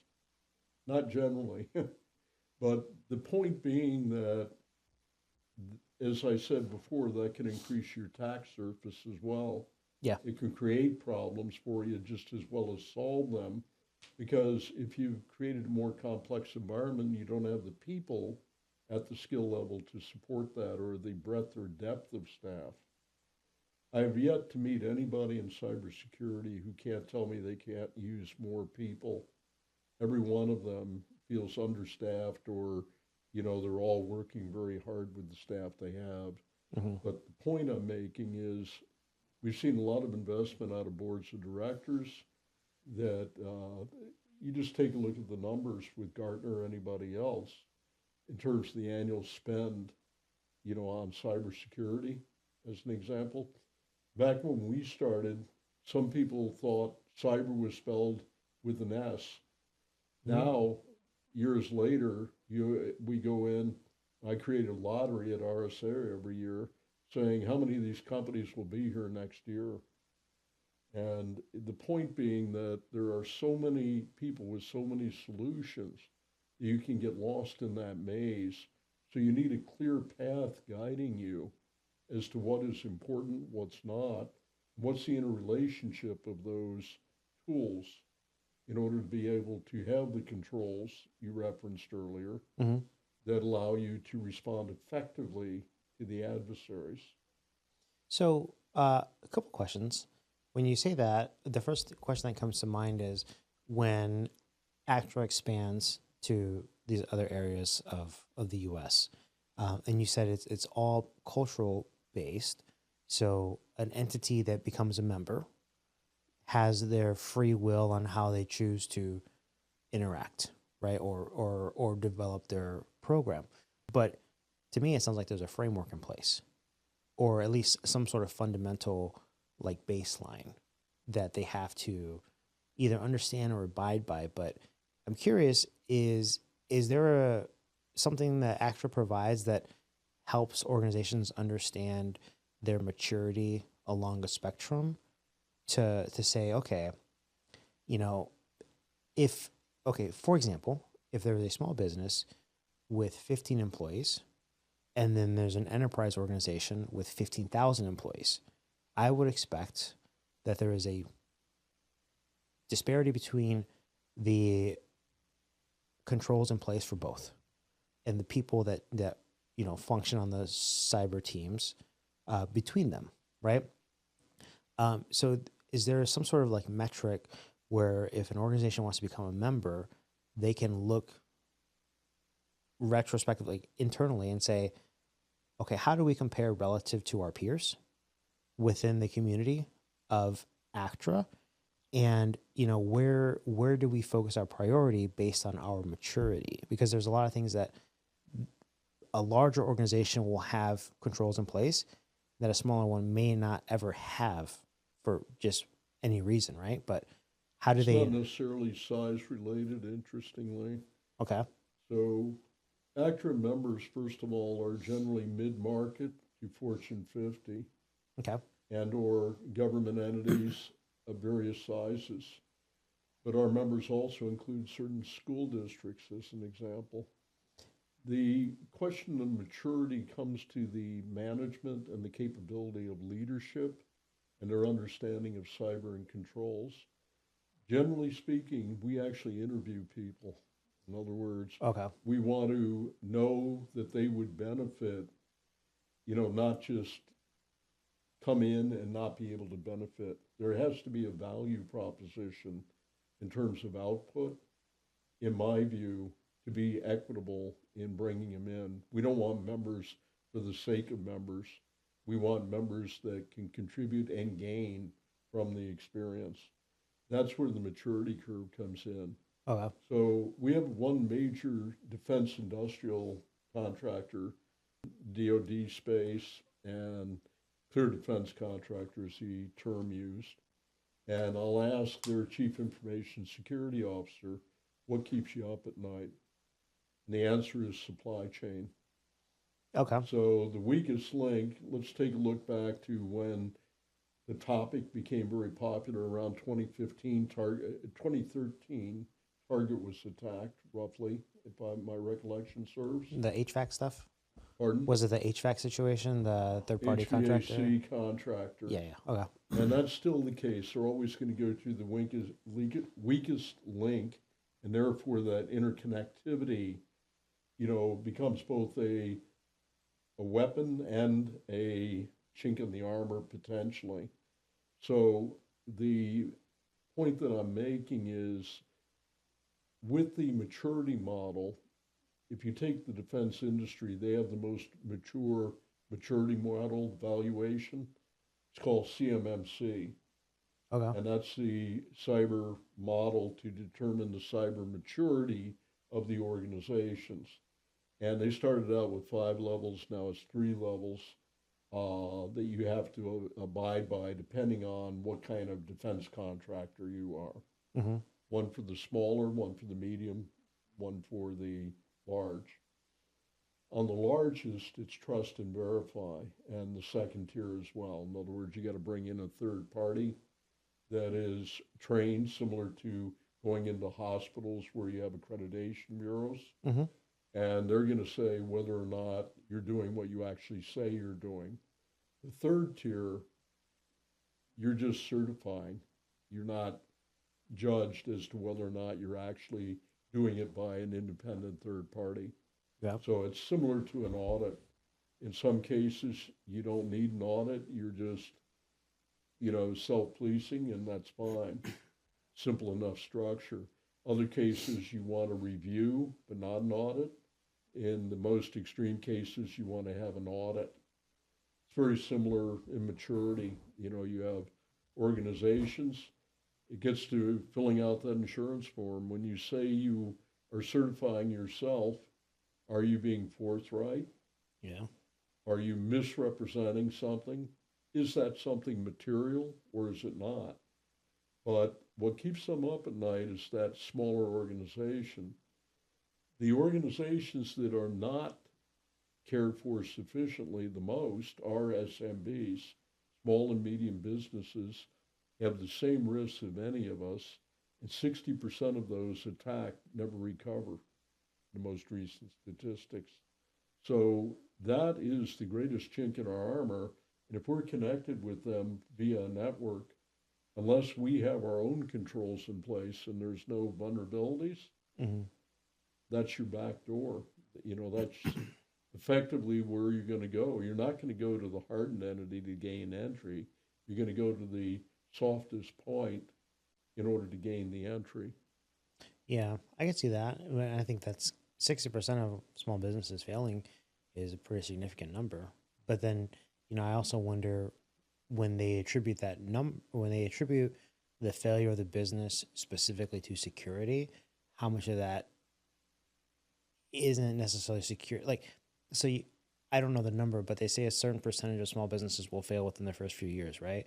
So by default, there's a significant number that are already no longer exist by pure nature of the game, right? So I'd be curious on that 60% is that the 60% of the surviving group, right, that weren't affected by a security incident, or is that 60% a result of a normalized against the fact that 50% of the businesses fail. So in fact, only 10%, 50% fail by nature of just the situation. Well, 60%. We're talking strictly cyber attacks in my number. Okay. So in other words, they've been attacked and that is enough to put them over. Now, whether or not they were mismanaged before, I can't say. Yeah. So I think where my curiosity goes is that 60%. So say there's 100 businesses and then 50 of them fail within the first 3 years. And then the remaining 50, 60% of those will fail as a result of the cyber. So in fact, you end up having only 20 businesses that exist. 60% of those who do have an attack, not all will have an attack. Okay. But it's the ones that do.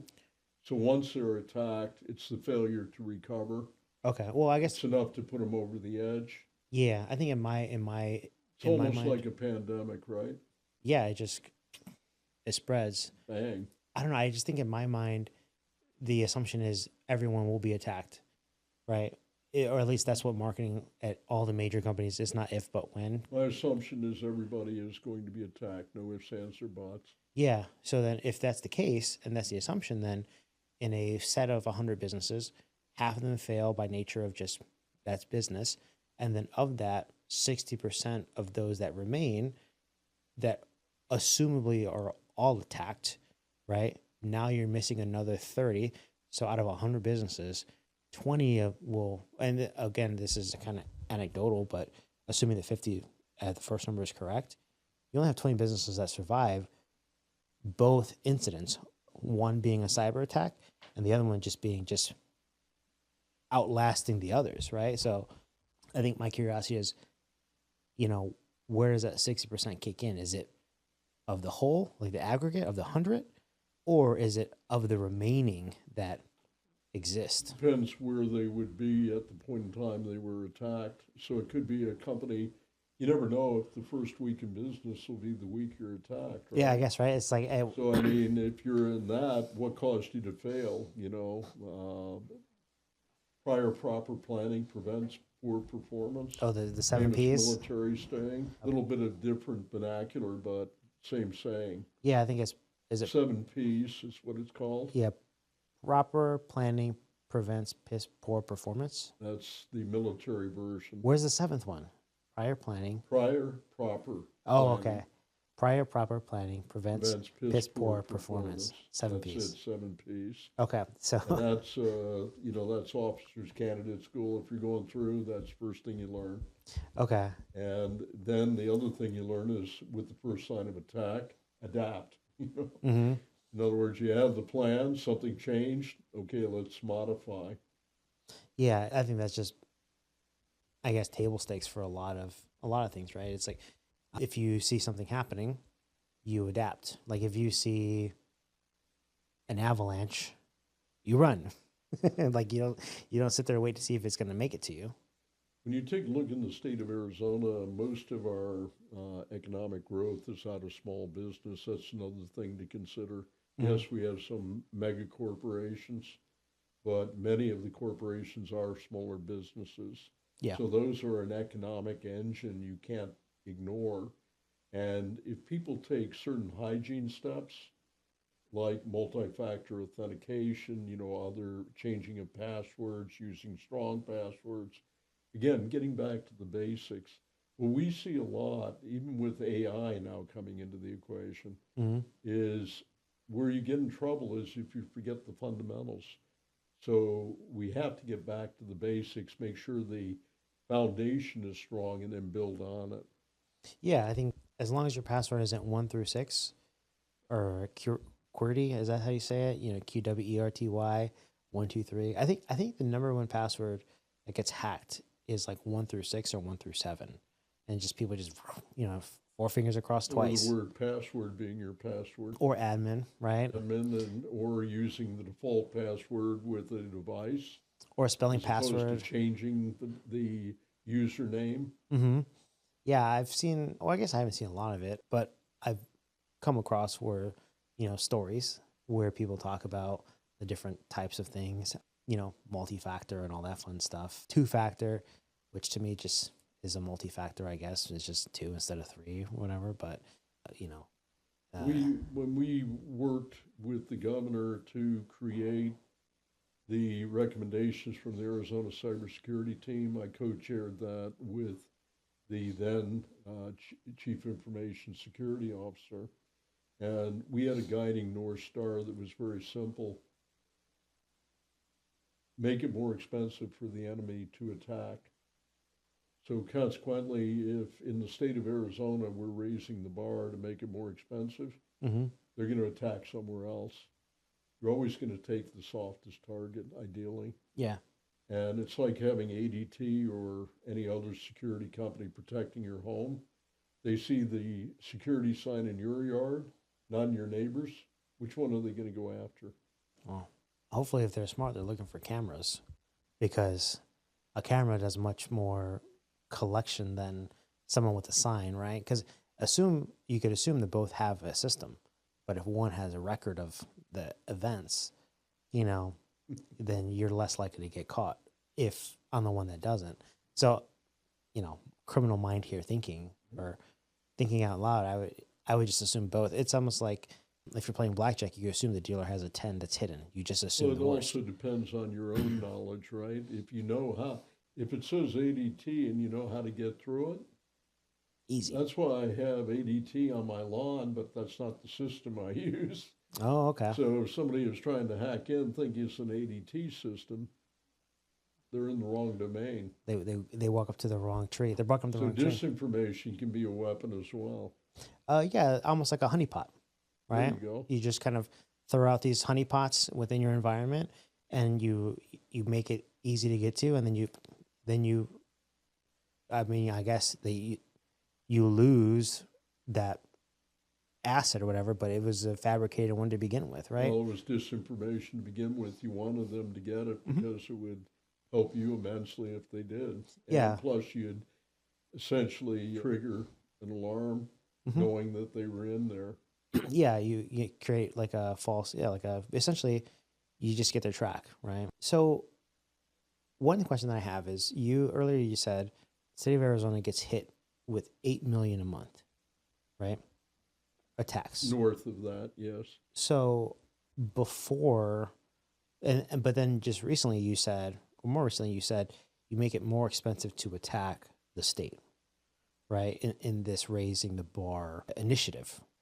So is there anything you can share in terms of comparison between before the bar was raised to where it's at today in terms of attacks? Like if it's 8 million plus now, is it safe to say it was 20 million before, 30 million? Like how do you quantify? The attacks are still going to be there. The more important question is how many are successful. Mm-hmm. And, again, what I'm always interested in is people will give the metrics to their boards saying how many times they were attacked and how many times they repelled. The thing that we forget is all you got to do is lose once. Yeah. So, it's not the volume, it's the quality, and going back to the earlier statement you brought up, you have to know what your crown jewels are. You also need to think how the adversary thinks. That's very important. You have to know where they're coming from to get, and particularly if that correlates to the crown jewels you're trying to protect. So if the successful attacks are coming in on the websites, you have a separate network that effectively, has your internal programs and so forth, the crown jewels in it. Mm-hmm. Then you're not worried if they're successful going after the web, because that's not going to get them in where you are unless the two are integrated. Yeah. So again, it becomes a three-dimensional chess game, as we've been talking about. Be able to figure the best way, knowing what they're going after, how they're approaching it, the TTP, to fend off that attack, and to know what you want to protect, because you don't need to necessarily protect everything evenly. In other No. words, you may spend a lot more money to protect that core thing that's important to you Yeah. than to protect the entire perimeter. Yeah, and I think that just comes down to, something Rich had mentioned is the value, right? The perceived risk. Well, I mean, a good example is a home water system, right? You have whole home water systems that, take out a lot of the contaminants, the metals and so forth. Mm-hmm. But the one you drink from, you also are reverse osmosis around most of the time. Yeah. So, you may rinse your mouth out when you're in the bathroom brushing your teeth, but if you're drinking the water, you want to go to the reverse osmosis system. Yeah. So what's the asset most important to you? You. Yeah, but also the drinking water that replenishes, right? You're making the decision, that you want to go through that final filter of a membrane Mm-hmm. to take out as many contaminants as possible, as opposed to just using the whole house system that's supposed to take out most of the contaminants, but it's not going to do all of them. Well, let's be honest. When you were a kid, you drank out of the water hose, didn't you?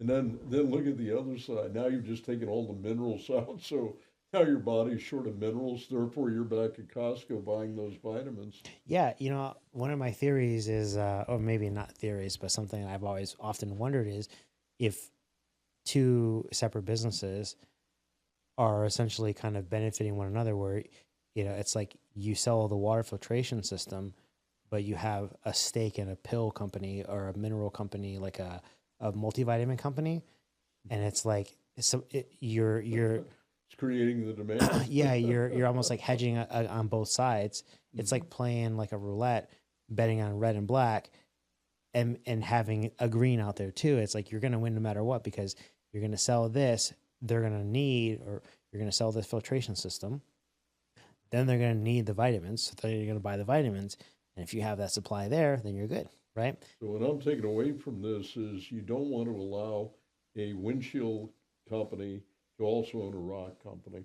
No, because they it's a conflict of interest. They just send the truck out there, and they when they lower the gate, they just happen to drop a few rocks, right? And Precisely. then all of a sudden, revenue's up. Yeah, revenue's up, but they're moving rock from one place to another for whatever landscape, hardscape, and then all of a sudden there's a bunch of claims. But I guess that's kind of where you begin to look. It's even more complex than that, because now you go into middleware. In other words, take the firmware updates which created SolarWinds, or the capital compromise with ransomware taking down the whole system, or Delta Airlines being taken down by a bad update in terms of, a mistake by a vendor. And you end up in a very interesting quagmire where you can't be dependent only on yourself. You have things that are outside of your control that you have to deal with.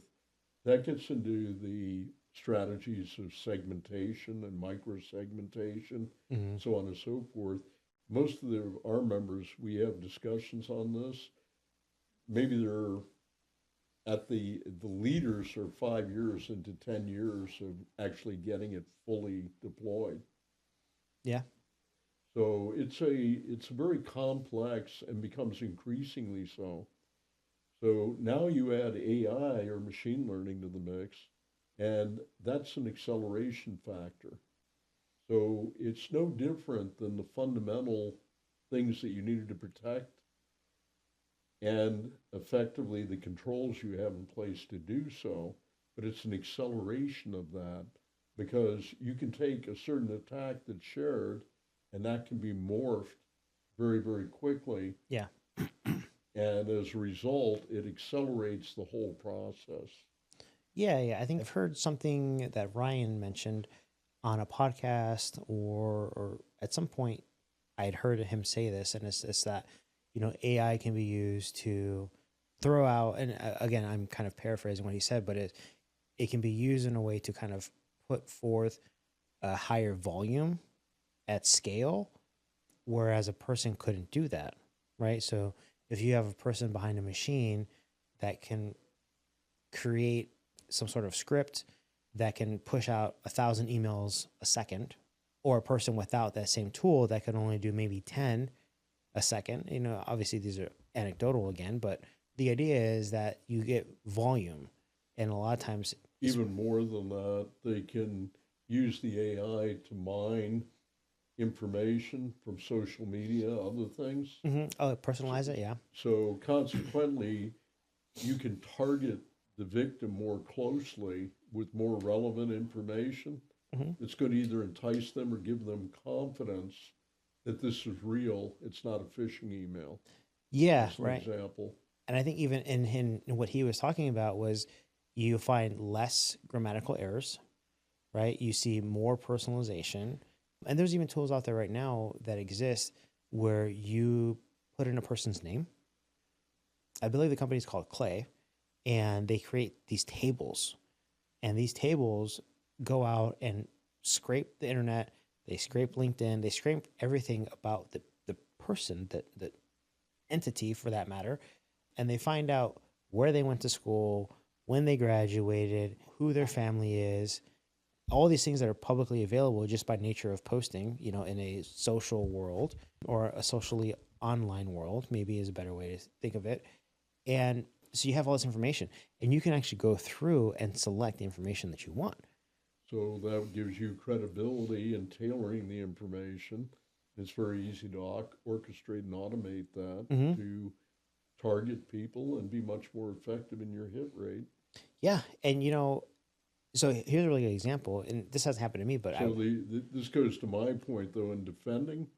That then says you've got to maintain your controls and go back to the basics of segmentation and other things, allow rapid remediation in the event that you are attacked successfully or compromised. Backups another critical factor, right? Mm-hmm. All those things still come into play, and we forget that because we get so enamored with large language models. Well, you have to have all these, like the rudimentary foundation in place, right? And a really good example of something that I've seen recently that's personalized is we sold a Christmas tree at a yard sale for like $20 before we moved to Arizona, and it was like a 9-foot tree or whatever. So last year we were renting, and everything was in storage. I didn't really feel like finding we have like 4 or 5 trees for context. My wife just loves trees, and she loves them so much that she'll put a few up in different rooms in the house. So there's one in the living room, there's one in the dining room, there's one in a bedroom, there's one in a hallway. Like when we were in Texas, there were trees everywhere for Christmas. So the main one, we got rid of it, sold it. So last year we just used kind of like the hallway tree as the main tree because they want to buy one. So this year I was looking for trees and went to Home Depot. They had one on sale for like $400 or $500, and it was a 9-foot tree, LEDs, white and colored, pre-lit, right? Pretty cool. So I buy it, and then I get a text that says your order's been delayed, and I'm thinking, oh no, is it the tree? But then I look at the message again, and it doesn't say anything about Home Depot but it says your order, your Christmas order or something has been delayed. And I'm thinking, nah. So then I log in to the Home Depot app where, with my account, and you can see your orders, and it shows that it's processing. It doesn't say delay or anything.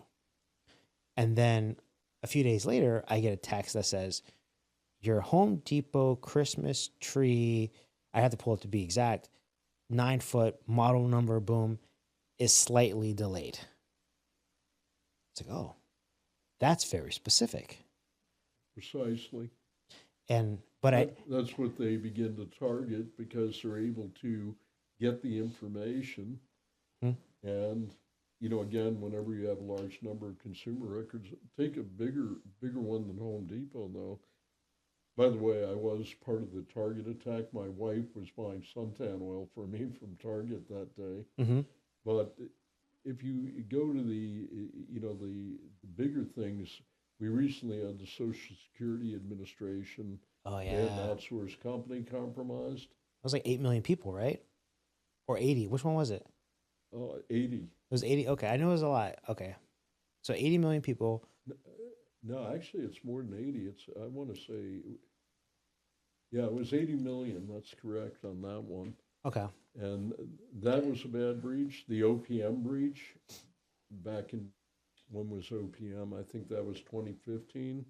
That's the Office of Personnel Management for federal government. They're the ones who process all of the secret and top secret clearances. Okay. They got compromised. That data is incredibly destructive in being able to get in and mimic things. And now with the Social Security Administration, they've got your Social Security number, they've got your Medicare numbers, etc. Think about it. And the population that is being defrauded the most, elderly. You got it. Yeah, I feel elderly because I don't think I almost got caught, but like the second text that I got was actually from Home Depot. And I knew that because I logged in, and then it says delayed. So the first time it said nothing. The second time I actually got a legitimate text. It was from them, and both had links. One of them I didn't click, but I'd be curious on like the number of parents or grandparents out there that aren't necessarily in the sphere of technology or the world of technology or even cyber more specifically that are affected. Because here's the other thing too that I've thought about is generally when you're older, obviously you've worked a lot more years than someone that's 20 or 30, and by nature of the time there is an earned income along that period. It's much more significant for elderly than it is for someone in their 30s or even 20s for that matter. And as you get older, ideally that money grows, whether it's investments, retirement accounts, assets. Elderly have a lot more of the overall funds, I guess, in circulation than someone in their 20s or 30s for that matter. And depending on the individual, I know some very sharp 90-year-olds. Mm-hmm. But I also have seen, sometimes the elderly with memory and other things have more challenges, and as a result, can be a more specific target that's easy to compromise. So it's a very big problem, and obviously with the demographics in this country, a growing problem.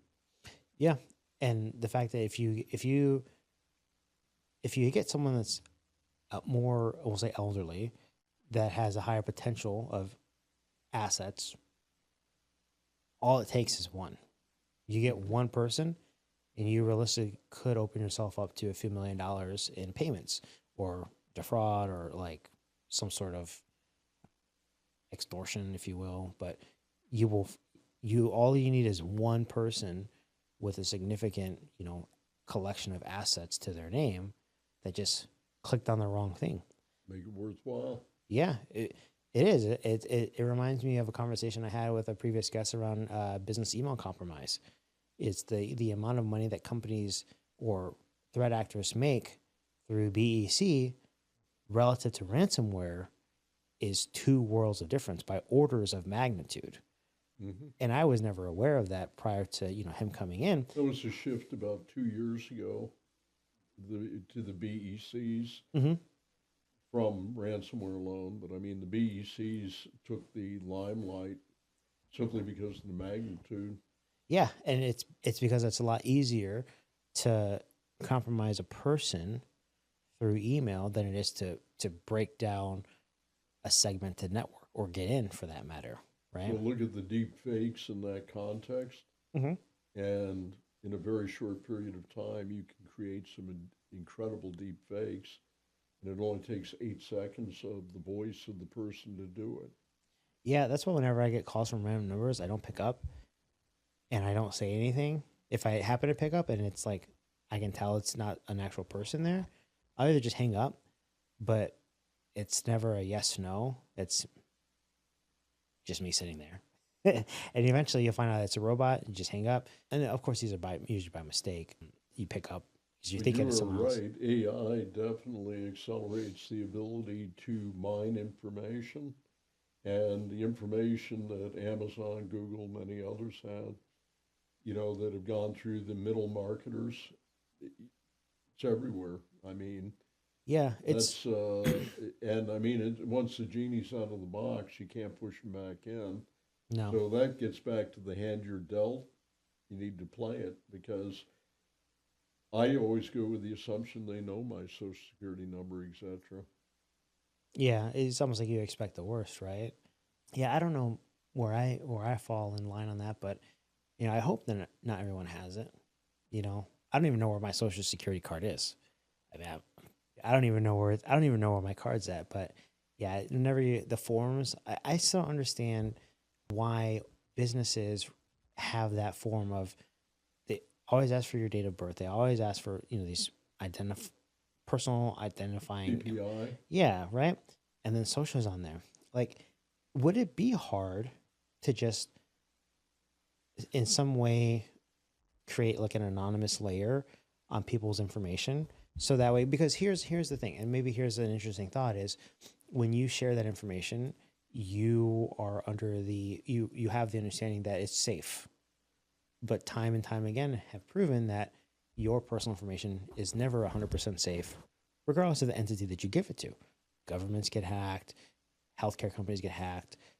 So why is it, as a consumer, why is it my information must be provided? Why am I not able to provide some sort of form or some sort of identifying number that links to me personally, but doesn't share the information that, date of birth, social, full name?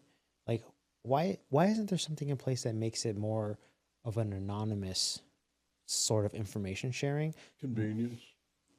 They did that with Medicare program. Mm-hmm.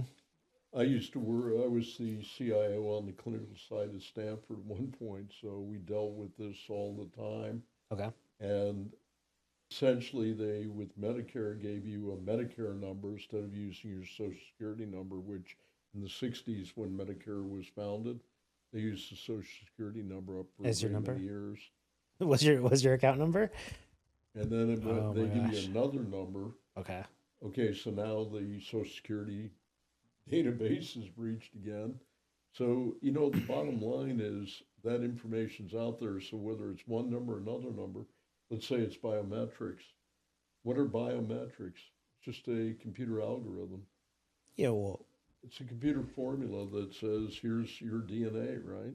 Mm-hmm. So fundamentally, that is the biggest thing today that is a major focal point is identity management. Because everything goes to who am I talking with, gets to that credibility factor. Yeah. And if I think I'm talking to you and I take it at face value and I've got trust with you, I'm going to act on what you tell me. Mm-hmm. And if you're not you, that could be a very big mistake. Yeah. So So it's a huge issue and an increasing issue. And that identity management piece, I think it's still emerging. I don't think we have the perfect solution. Many claim to be, but few are. yeah, I think it's just one of those things where the world revolves around money, right? And that money is access through identity, right? Debit cards, credit cards, bank cards of any sort, PIN numbers, right? So there's obviously a form of controls around access, but the simple matter is that the people are always part of the process, and more Well, than it's like, also what you say is a more fundamental issue of ethics, and the fact that ethics need to be the foundation of any society. oh yeah, but here's the Can't thing. all be driven just by the dollars, but we are in a very consumer centric society. Hmm. And being that consumerism is probably at an all-time high relative to the history of humanity, there's a higher tendency for people to focus on what makes money, because then that kind of feeds the fire of consumerism, or just spending money to simplify it. And you can't spend money you don't have, or you can, but then you end up, in other issues, right? It's just an interesting thing. Is it's like, I'm curious too, like, in terms of active cyber participants within, like, the Arizona community specifically, are you employed or obviously with ACTRA and doing that, where do you fall with relative to others in the field in terms of who's been active in this cyber community the longest? Like, are you one of the handful of people that have been around for 30 plus years? Because you said you were doing this in the 60s at Stanford, right? So No, since 2013, I said, we've been operational as ACTRA. We're in okay, our 12th year now. so ACTRA specifically, but Right. like in terms of tenure in the world of cyber, I don't think it started. It obviously didn't start with ACTRA. Well, cyber has historically been part of the IT function, Hmm. but not a distinctive category. Chief information security officers were a newer entry.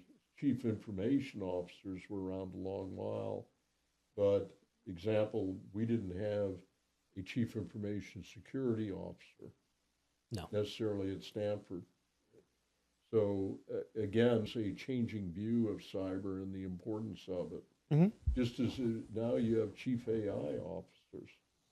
That That's wasn't a there. new emerging field. Yeah, that wasn't there 10 Data years ago. scientists who focus specifically on AI and large language models, which models to use, etc.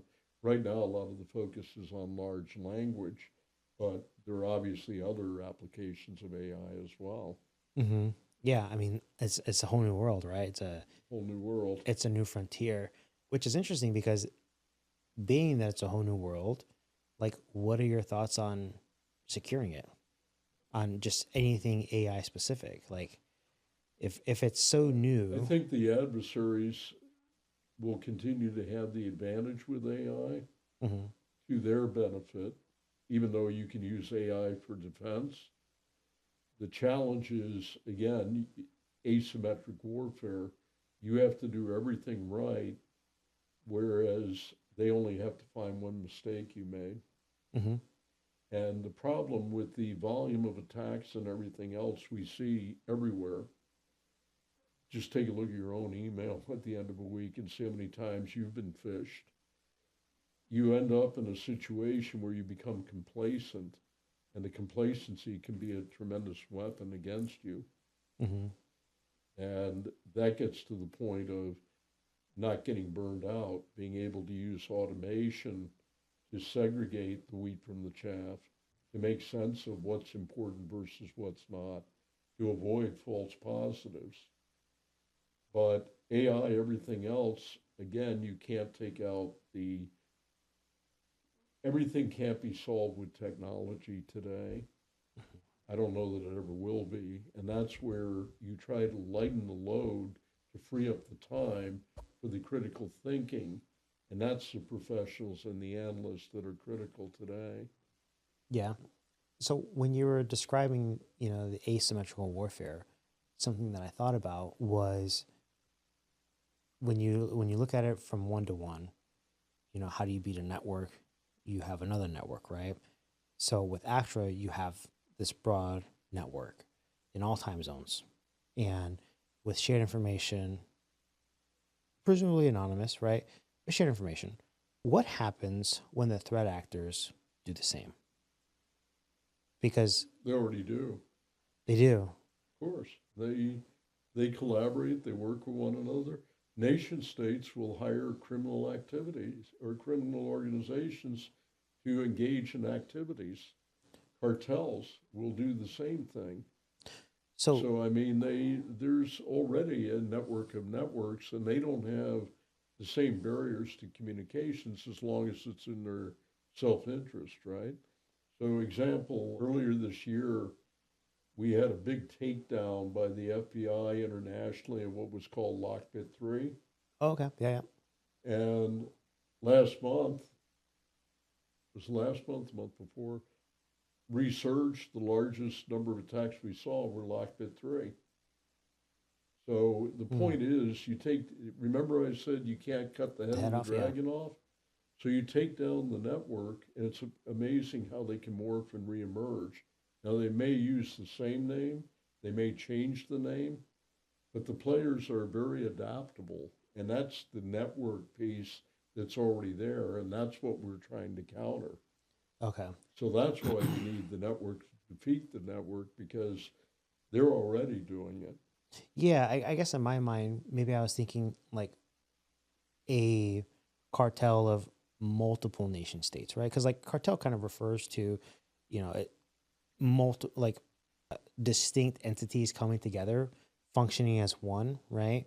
And usually it's attributed to, South America. That's what we do. We have 200-hour apprenticeships for our member organizations, Mm-hmm. and those who go through them become part of a embedded resource in their own companies to work with the virtual army to respond to the threat. Okay. So that kind of helps kind of span out the reach within an organization, right? Right. And our objective is disseminating actionable threat intelligence. And as such, you still have the other side of the equation, which is pulling the trigger on the defenses. So we can integrate our intelligence into whatever defenses a member has, Mm-hmm. or I should say, they can choose to elect to have it integrated. But it's still up to them to defend their own organizations. We're not trying to be all things to all people. No, you just more so become a repository of information that can be leveraged in a meaningful manner Precisely. that doesn't. And what we distinguish ourselves on is actionable intelligence versus pushing out volumes and volumes that become the white noise. Mm-hmm. We have all of that in the databases, but our objective is to segment what's important from what's not and get that out in an actionable form as rapidly as possible. So can you share? We're looking for the 0 day or the near 0 day, figuring that Microsoft will take care in the most recent week of the 72 vulnerabilities, including some 0 days Mm-hmm. that were patched on this particular patch day. So I mean, of course, when it comes to vulnerability scanning, there are vendors out there that do that. So ideally, as these things pop up, whack-a-mole, they come up and they surface. Ideally, a lot of that is covered by the vendor, or in some way, the CVE comes out. People are notified. They know what to look for. I'm kind of curious too, because you say actionable. Is there an information in terms of daily output of actionable items that you can provide to an audience that's within the group? You gave an example of that earlier. If I know that a certain adversary that has been successful is coming out of a certain IP address, Mm-hmm. and I can share that with somebody, they can see if they're being attacked from that same IP address. Yeah. So that's one. I mean, that's a simple example.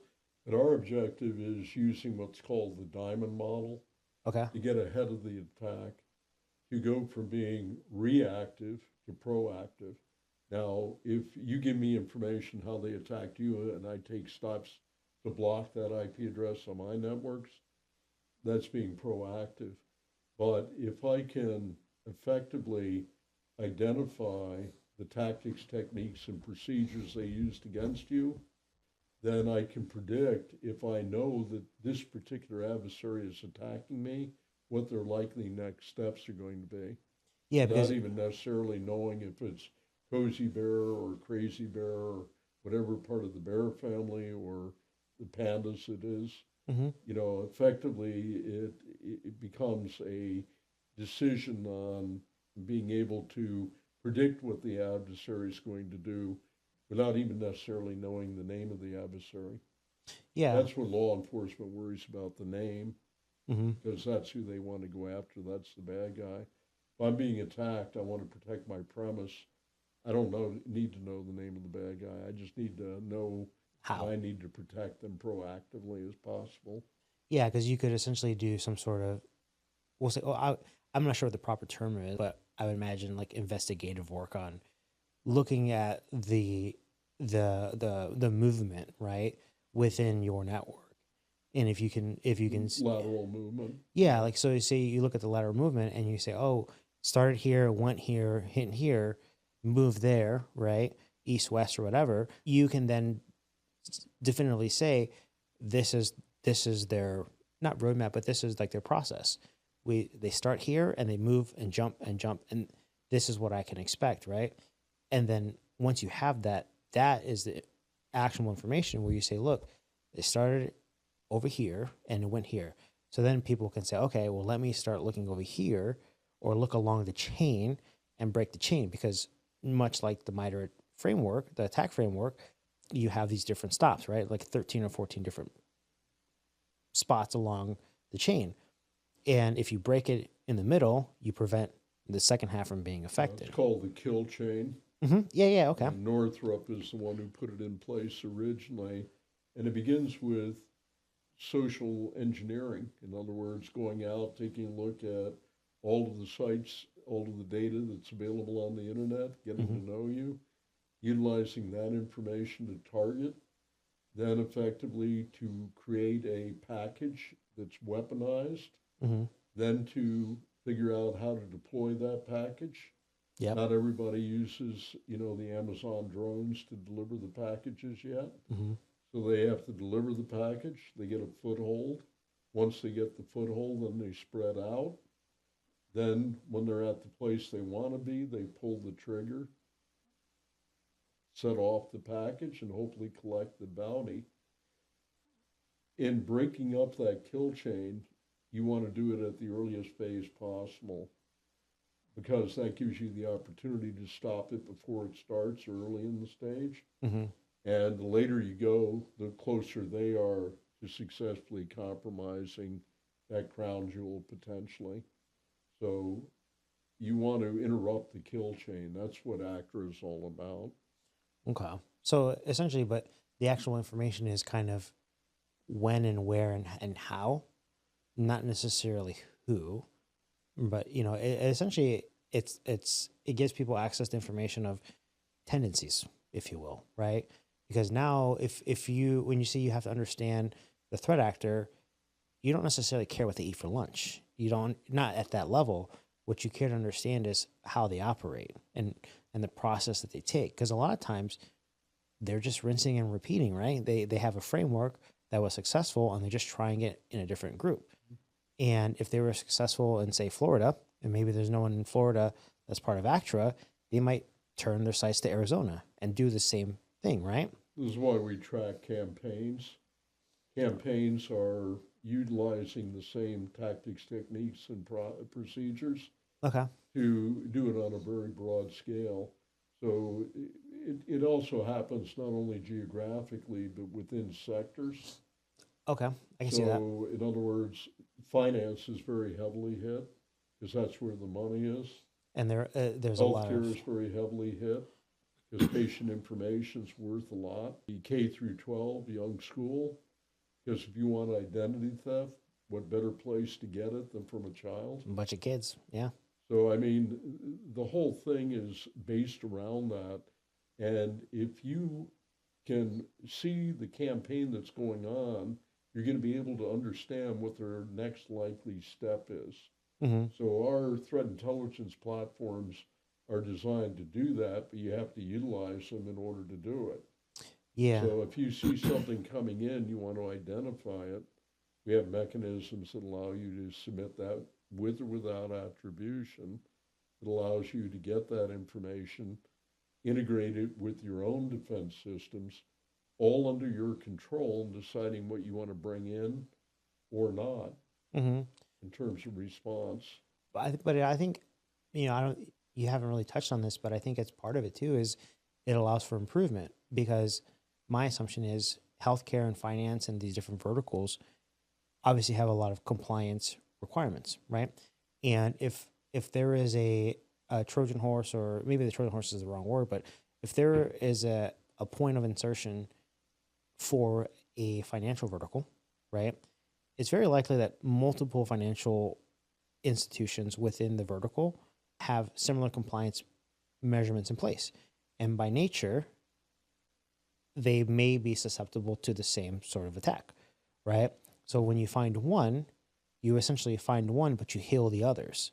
Because I would arguably, my assumption is that if there are 5 organizations in the financial sector and they've all passed whatever compliance requirements are in place, and maybe healthcare is better, like we'll say HIPAA, right? There's HIPAA and high trust, right? Oh, you got HIPAA, you got the SEC compliance, FAA compliance, FTC compliance. You can go right through all the agencies, Yeah. which is part of the problem. Mm-hmm. You're so busy complying, you're not responding to the attack effectively because you have a diversion of already inadequate resources in many cases, trying to stave off the attack and being worried about compliance. If you don't comply, getting whatever comes with that lack of compliance. Mm-hmm. But with the lack of, with the lack of oversight, maybe is a good term for that. Internally, is the nice, like the We're very big on harmonization between the agencies. Mm-hmm. We responded on behalf of the state, the entire state, and all the associations signing input to reporting activities and things coming out of the Critical Infrastructure Reporting Act of 2022, which goes live in October of 2025. Okay. Been in planning all this time.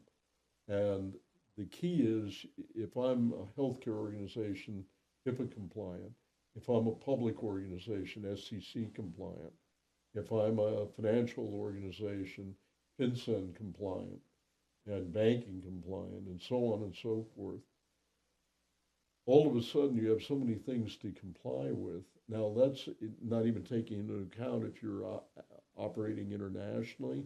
Oh. GPMR compliance, state of California compliance, various states with their own compliance frameworks, particularly around PII, personal information. This is one of the challenges.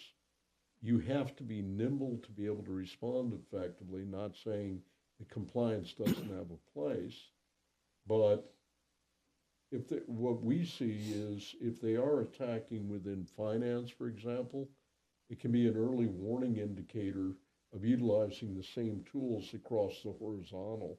Yeah, because of the frameworks that compliance creates, or not the frameworks, but more so the institution that it kind of creates internally as a result of the compliance frameworks, then it's almost like when you copy and paste something, copy, paste, say, for example, here's a really good example. If you were to write a paragraph and you were to copy and paste it, right, on different pages, and you print it as a book, but there was one misspelling, right? That misspelling will present itself in every single book, right? So a lot of times it's if the threat actor comes in and they find the misspelled word, that is misspelled everywhere because the framework was to copy and paste, you meet the requirements of here, you met all the requirements, but realistically there could be a misspelling somewhere that wasn't caught. Or maybe it was caught, but it's not an issue. It's just we've recently seen that with the name of an individual misspelled 5 times in 2 paragraphs because the spell checker couldn't catch the misspelling. Really? So, perfect example of how even in like real world scenarios, the computers can't catch it, right? And if they can't catch it, it's very unlikely that maybe a person would as well, unless they were going They were line by, looking for yeah, it and reading it and the critical thinking we're talking about. yeah, line by line, right? But here's the catch 22 is if you don't have enough resources to commit the time for that review, it goes unnoticed. Synthesizes the problem perfectly. Yeah. And then all it takes is one person to take the time to read and realize that it exists. Then imagine if you didn't have a spell checker and you're trying to do it all manually, then Mm-hmm. you really wouldn't have the time, given the staff you have, to catch every error Yeah. because it would take so long to go through every single page on everything. So, this is the conundrum you have in cybersecurity today. Mm-hmm. It's a lot of work. And it's a lot more complicated than I initially realized, right? And it's a marathon, not a sprint, Yeah. meaning you got to be in it for the long run. It's not even a marathon. It's a triathlon. Yeah, and you can burn out in those, as we've seen in the past with certain people, even in training. So, again, you have to think smart. You have to prioritize. You have to know what it is you're trying to protect. You have to know how the adversaries are compromising, not just configuring your systems. You have to know where they're coming from because you've all gone to school to configure through the SANS courses, everything else. Mm-hmm. But obviously it's not working or we wouldn't be having the front page headlines every day. So the key is to get into the head of the adversary, which we have said with our range offerings and things since day one. And you have to know the enemy to defend against the enemy. Yeah. So are you a big fan of The Art of War? Oh, yeah. You are? So you know like all Sun 14, Tzu, absolutely. all the 14 steps or whatever? You have to utilize that in your thinking because that's exactly how you win the war. No Yeah. two ways about it. Yeah. I read that a while back and it obviously wasn't the original. It was kind of like a summarized version of it because it's so old, right? I think people view it that, we talk about Cold Wars and everything else, but Mm-hmm. reality is cyber, we're under fire every day. It's a real war and it's every single day. And a big step up by the hostile nation states. So you have individuals or small business or others, they're after everybody. It doesn't matter your size or anything else. They're going to come after you. Because money, Ransomware attacks, spray attacks, and so on. yeah. Are they going to try to target certain things like with BEC compromise? Absolutely. But AI is a big enabler in that. And the bottom line is everybody is a potential target and susceptible, regardless of size, longevity, anything else. Even so, my first thought when you said everyone, my thought was, well, not people that don't have money. You don't have money, there's really no incentive, You right? But still maybe there target is. them. Yeah, because I guess when you're a 50, we said 50, was it 501c or 503c? 501c3. 501c3, technically nonprofit, right? But you guys are kind of like I said earlier, like the escrow account. So there is incentive to still, you know, go after organizations like ACTRA, right? So maybe this is kind of maybe closing, not necessarily closing it out, but getting closer to the end is if someone wants to, if an organization wants to be part of ACTRA, right, because of everything we talked about, and they see obviously the value in the information and the information sharing, but also how that can be, you know, leverage for business, we'll say creating a more secure business, right? What's the process for that? Or like how would someone actually become a member of ACTRA? First of all, we have no sales or marketing, never have, never will. Yeah, yeah. So you guys aren't cold calling, you're not dialing, you're not sending spam, no spam We cannons. grow organically. Think of it as the old Rotary clubs. Okay. What we're interested in is among our members, who would you want to have at the table that you feel could benefit and contribute? Mm-hmm.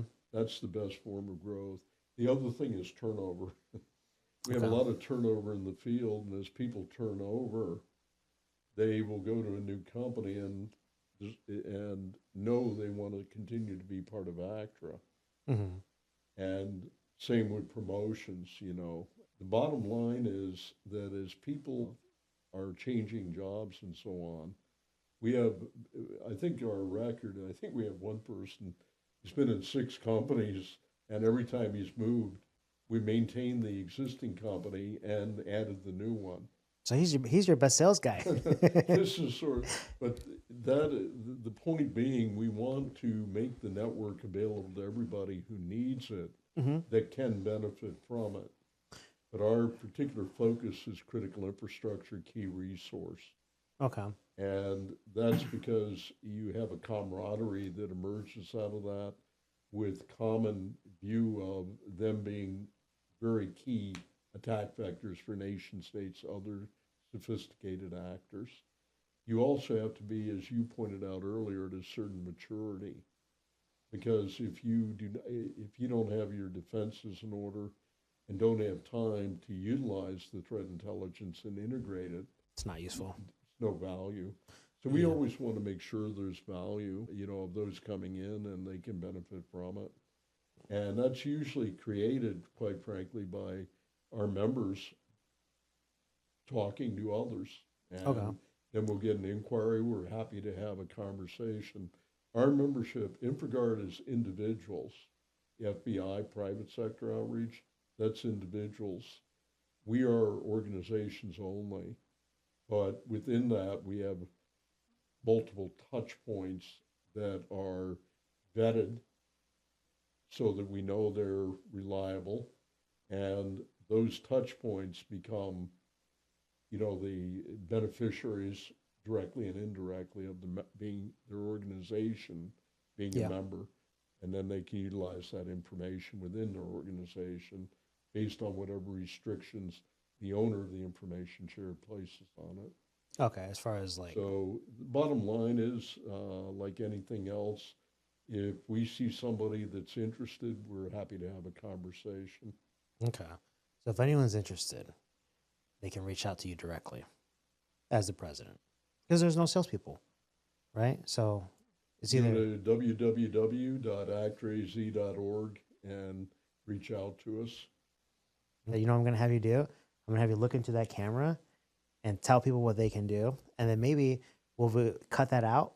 And then that'll be like something you guys can just put somewhere. Like, if you're interested in joining... If you're interested in joining ACTRA and your organization feels there would be a benefit and willingness to contribute, contact us. Go to www.actraz.org. It's www.actraz.org. There you go. Little commercial there. Look, that might be the first commercial for ACTRA. You don't have salespeople, so I can guarantee you don't have marketing, because marketing feeds sales normally, right? So that might just be the highest quality 4K, or actually it's 1080 right now, but recording of the president of ACTRA saying, this is where you go. We may do a retake on that one then. We might, well, I'll get you a copy of it and you can see if you like it. Maybe if you don't like the Christmas shirt and you want to have a suit on, we'll just have you come back out here. When you look under my signature, you see a lot of companies. Mm-hmm. Those aren't sponsors. Those are strategic partners selected and approved by my entire board of directors, so we don't work with them, because they can provide the people, the technology, the intellectual property, and the capital that allow us to achieve our mission. Mm-hmm. So, and we can get better prices, unlike AARP, where they just want to take a cut. Give me $30. We pass it all on to our members. We don't take anything. We just simply want them to give a price break or something to the members. They'll partner with a member, they champion, and then they become the solution of choice because of results, not because of hype. And they hear it from the members, not from the salesman. Yeah, it's a very efficient way to have a force multiplier for your distribution channels. Yeah, because maybe it's considered a vouch, but when you go to your peers for a recommendation, much like you probably did before you came here, was you're like, hey, who's this Fern guy? And I don't know who you reached out to, but I imagine it was at least a mic or two, right? And they said, oh, he's a good guy. He has this great setup. He's really good at talking to people. you should go, right? Hmm. And if they didn't say that, you probably wouldn't be here. And that's fine because, I understand it. It's hard to get people to show up, right? And it almost takes one person to go through it and say, that was a great experience and I would recommend it to other people. And I don't have to sell it. I don't have to say, well, we could do all this stuff. I've got this, I've got that, I've got all these cool things. I got these like lights that Let it change. speak for itself. Yeah, and it's just like, oh, yeah. My friend told me that it was a great time and that I should That's go why you're a good salesman. because I don't have to sell. That's right. And I was talking to someone, and I was like, and I guess going back where you said there's a point where it's all about money, and there's a point about where you give back, where you contribute, right? And I really like that because this doesn't make money.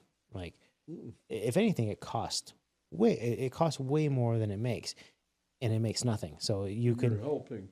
yeah, and it's like, how many people have heard the story of where the name actor came from, and how at some point there was an idea of like SEO in the name because you knew people would be looking, or not looking, but they'd be looking for something with the rodeo, and then you guys would pop up, right? And to me, that's a really cool story. Or like the stories of Tisu and how Tisu started. The story of, the first meeting where you kind of pitched this idea with the mics and Dan. So We had no model that was out there. We just simply had a vision of what life could be, and we were able to get their support, which was critically important. yeah, so And then working with Mike at Estrella Community College, I was on his advisory board there. mhm. But if you look at the history, my whole career, while I've been in different industries, Mhm. it's always been thinking out of the box to see a world that others simply don't see. I don't ever view myself as creative. I just see the connections others don't see.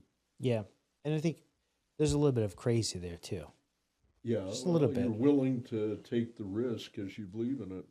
Yeah, And I at one point launching Actra, I probably had 300,000 of my own money invested. invested, and not looking for a return, not even guaranteed I could get it back. It's a nonprofit, And most people would define that as but crazy. I believed it. I Yeah. believed in it. And I think that's what it really takes is, a lot of people say it's crazy. So here's the other thing, right? Here's my opinion is people will call you crazy. People will call you dumb. People will call you insane for doing things that they may not have the courage to do. But Or may not have the insight to understand that risk is perceived. And if you know yourself and who you are, you're not doing it just for the almighty dollar, mhm, but you're doing it for the right reason and you believe in it. It's amazing how you can change the world. yeah, and maybe there's a little bit of that with this is that my wife told me it was a crazy idea. People that I know told me I shouldn't. I need to focus on making money and other with other things. It's not all about making money. It really isn't. We learned that if you don't have anything, that's a different issue. Yeah, But the bottom line is once you have the essentials, we get too hung up on making money. That's not what it's about. It's about knowing who you are, hmm enjoying what you do, enjoying the journey, and embracing life. and That's then what it's really about. making friends along the way. Like I couldn't tell you how many people I've met as a result of doing this, and the amount of people and the people that I talk to on a regular basis, the people that I hang out with. I go to dinner, I'll go to have cigars with people that would never even pick up my phone call, let alone they wouldn't even delete my email. They might just block me in another reality or another world or something. And now it's like they kind of see. But you got some important people who believe in you. The I Mike do. Eccles of this world, the Mike Manrods of this world. Yeah. And I think, You know a lot of Mikes. That's the key to success in this business. yeah, it's, Everybody's Mike. you have to know every mic, but not only that, you have to, you See, know. I go back, Ben, who you know at the Venetian, Hmm. his father was part of ACTRA when he was at SRP. So I think he said he's coming out here some point soon because I met with him as well, and he said he'd love to come into the studio, but I haven't like asked for a day or time. Maybe I'll let him know that you were here and that we talked about how his dad was a founding member of ACTRA. Well, it was. Wait, which Ben you talking about senior, right? Because I think His dad was a founding member of ACTRA. okay, okay. So maybe I'll text him today and say, It's hey, a small world. it is. It's a really small world. Ryan Murray, he was with the county at the same time. He was one of the original members of ACTRA, just Hmm. in a different company at a different time. When he was at the Department of Revenue was a member of ACTRA. When he moved to the state was already a member of ACTRA. Uh-huh. His predecessor, who was over there, Owen Zorge, he moved to Chandler. Chandler was a member. You Okay. know, it's a very small world of trust. And that's why you have to be real and you have to believe in the people, Hmm. because otherwise it would never work. Yeah, and I think a big part of that too is not only believing in the people, but like uh, maybe from my perspective, like sharing their stories. Because everyone that I reached out to, they're like, I don't know anything about Frank. Ben has a lot of the same problems at the Venetian because they were spun off from Sands. Hmm. So they have the same security restrictions. So he tends to be pretty insular too. Okay. But he and Mike, you get them to lunch, a lot of fun, or dinner. Yeah. No, I think maybe we'll do that. I know Mike probably won't travel out here very often now that his son is, moved colleges, different school, right? So he doesn't have to come to U of A anymore.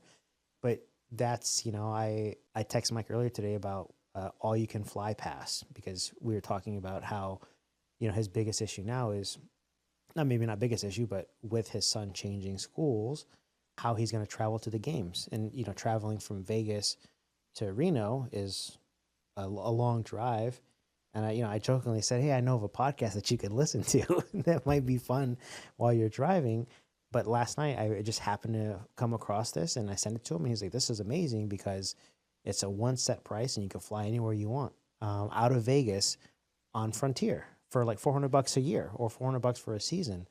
So, that's useful. But he would have, I mean, not that he would never found it, but it's like, it's really cool to think that he came in here. You enabled him, you empowered him to empower himself. Yeah. But You're actually in my business. yeah, I'm in the business of, I look at it as like sharing I'd be stories. interested to see how our conversation comes out after you edit it because, we kind of wandered around a lot of topics and in a very relaxed mode. I'll be very interested to see how you edit it. I usually don't edit it. I just raw footage. It's just the only thing that changes is the camera angle. So are the podcast full 2 hours then? Let me see. It's as long as people stay. Yeah, we're about 3 hours. I messaged a couple people, and everyone wanted to know the founding story, and I think we got that right. The people that I did speak with, they wanted to know the founding story of ACTRA. So we kind of got that, and we got where it came from. But I think more importantly, like the financial side of it, right? It kind of can be attributed to this network of networks, right? Because it That's started the core. it started with the money, and then with the crowdsourcing, if you will. Well, if you think about it, the state of Arizona is actually part of the networks that we founded in the sense that we enabled them Hmm. because they liked what we were doing so much, they wanted to do it, but just for government entities. Hmm. And yet they're still part of ACTRA. Yeah. So it's like It's interesting how it works, it's almost like having a child, like the DNA of the program now exists in a separate entity, right? But it's been passed on through the people, much like, real DNA. But it's the idea of how the original idea, the inception of the financial part of it, right? And bringing these, say, people and groups together for empowerment has then turned into, from a financial empowerment, right? Maybe business financial empowerment, to security, right? And I'd be curious to think like, and this isn't like a question that I'm actually asking. It's more so like, I wonder what would have happened if you never took that, if you never made that pivot towards security, and the 2013 never would have happened, where you thought, how can I have this pre-existing idea and kind of mold it to the world of security? Like, I wonder. Well, our experiences always give us a bias in terms of how we view the world. But do you think that anyone would have invested the amount of money you did to kind of start it, or would they not have been? I don't know. Like Maryland Cyber Trust, my counterpart there is the former commander of Fort Meade, and then went to work for the Commerce Authority. Okay.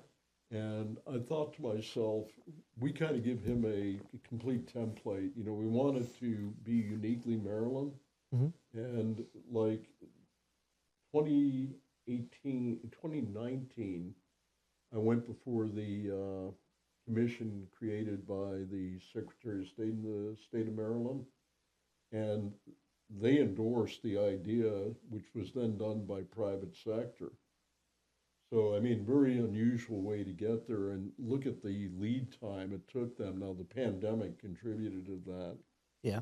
But we looked at beginning 5 years ago, and they launched this past year.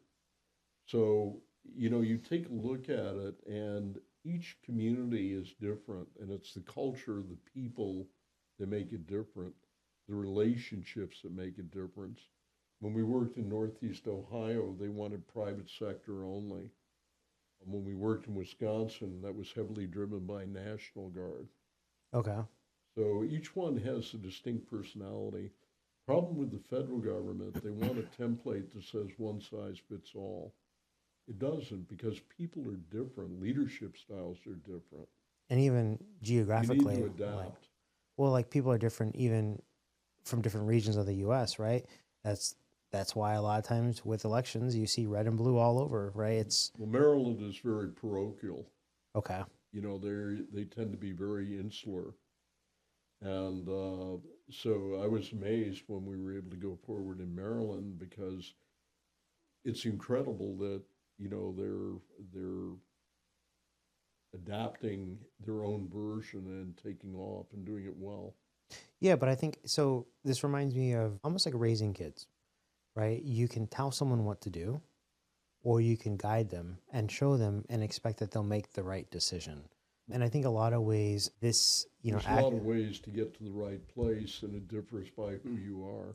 Yeah, but the one thing that typically stands out with children, teenage, or from like, let's say adolescents to teenagers, right, is the involvement of the parents, but more so the involvement to the extent of, do they tell or do they show? And I think what you'll find is, even like in my situation personally, or with my kids, if you tell someone what to do, they're likely to not do it. Yeah. But if you show them opportunities or outcomes or potential, they'll make their own decision. And usually it'll be the one that you would have put them towards anyways. But when there is a sense of empowerment, there is a sense of, maybe responsibility is not the right word, but when you empower someone to do something, there is a lot of self-confidence that they can develop as a result. And usually confidence breeds success, and it kind of just topples and snowballs into become more of a servant leader, a mentor, as opposed to a dictator. Yeah. And then you grow by nature of people willing because they're empowered versus people willing because they're told. So I think that's a really cool model that you guys have. For me, Actor wouldn't be what it is without our volunteers. What I will say is I definitely want to thank you for coming in. I know the mics are going to be excited to listen to your episode, because everyone wanted to know the origin story of ACTRA. And I think we definitely got that. I now know some really cool stories about you, and I thank you for sharing those. Any closing words from you on maybe the experience or anything, maybe some final thoughts, words of wisdom from the one and only? I think the key is we all need to continue to keep raising the bar. That's very clear. This is way too much for any one organization, even a government, to handle on their own. Mm-hmm. So the key is collaboration and collective defense, working together to solve the problem. There's plenty to do. We need everybody at the table. All hands on deck. All hands on deck.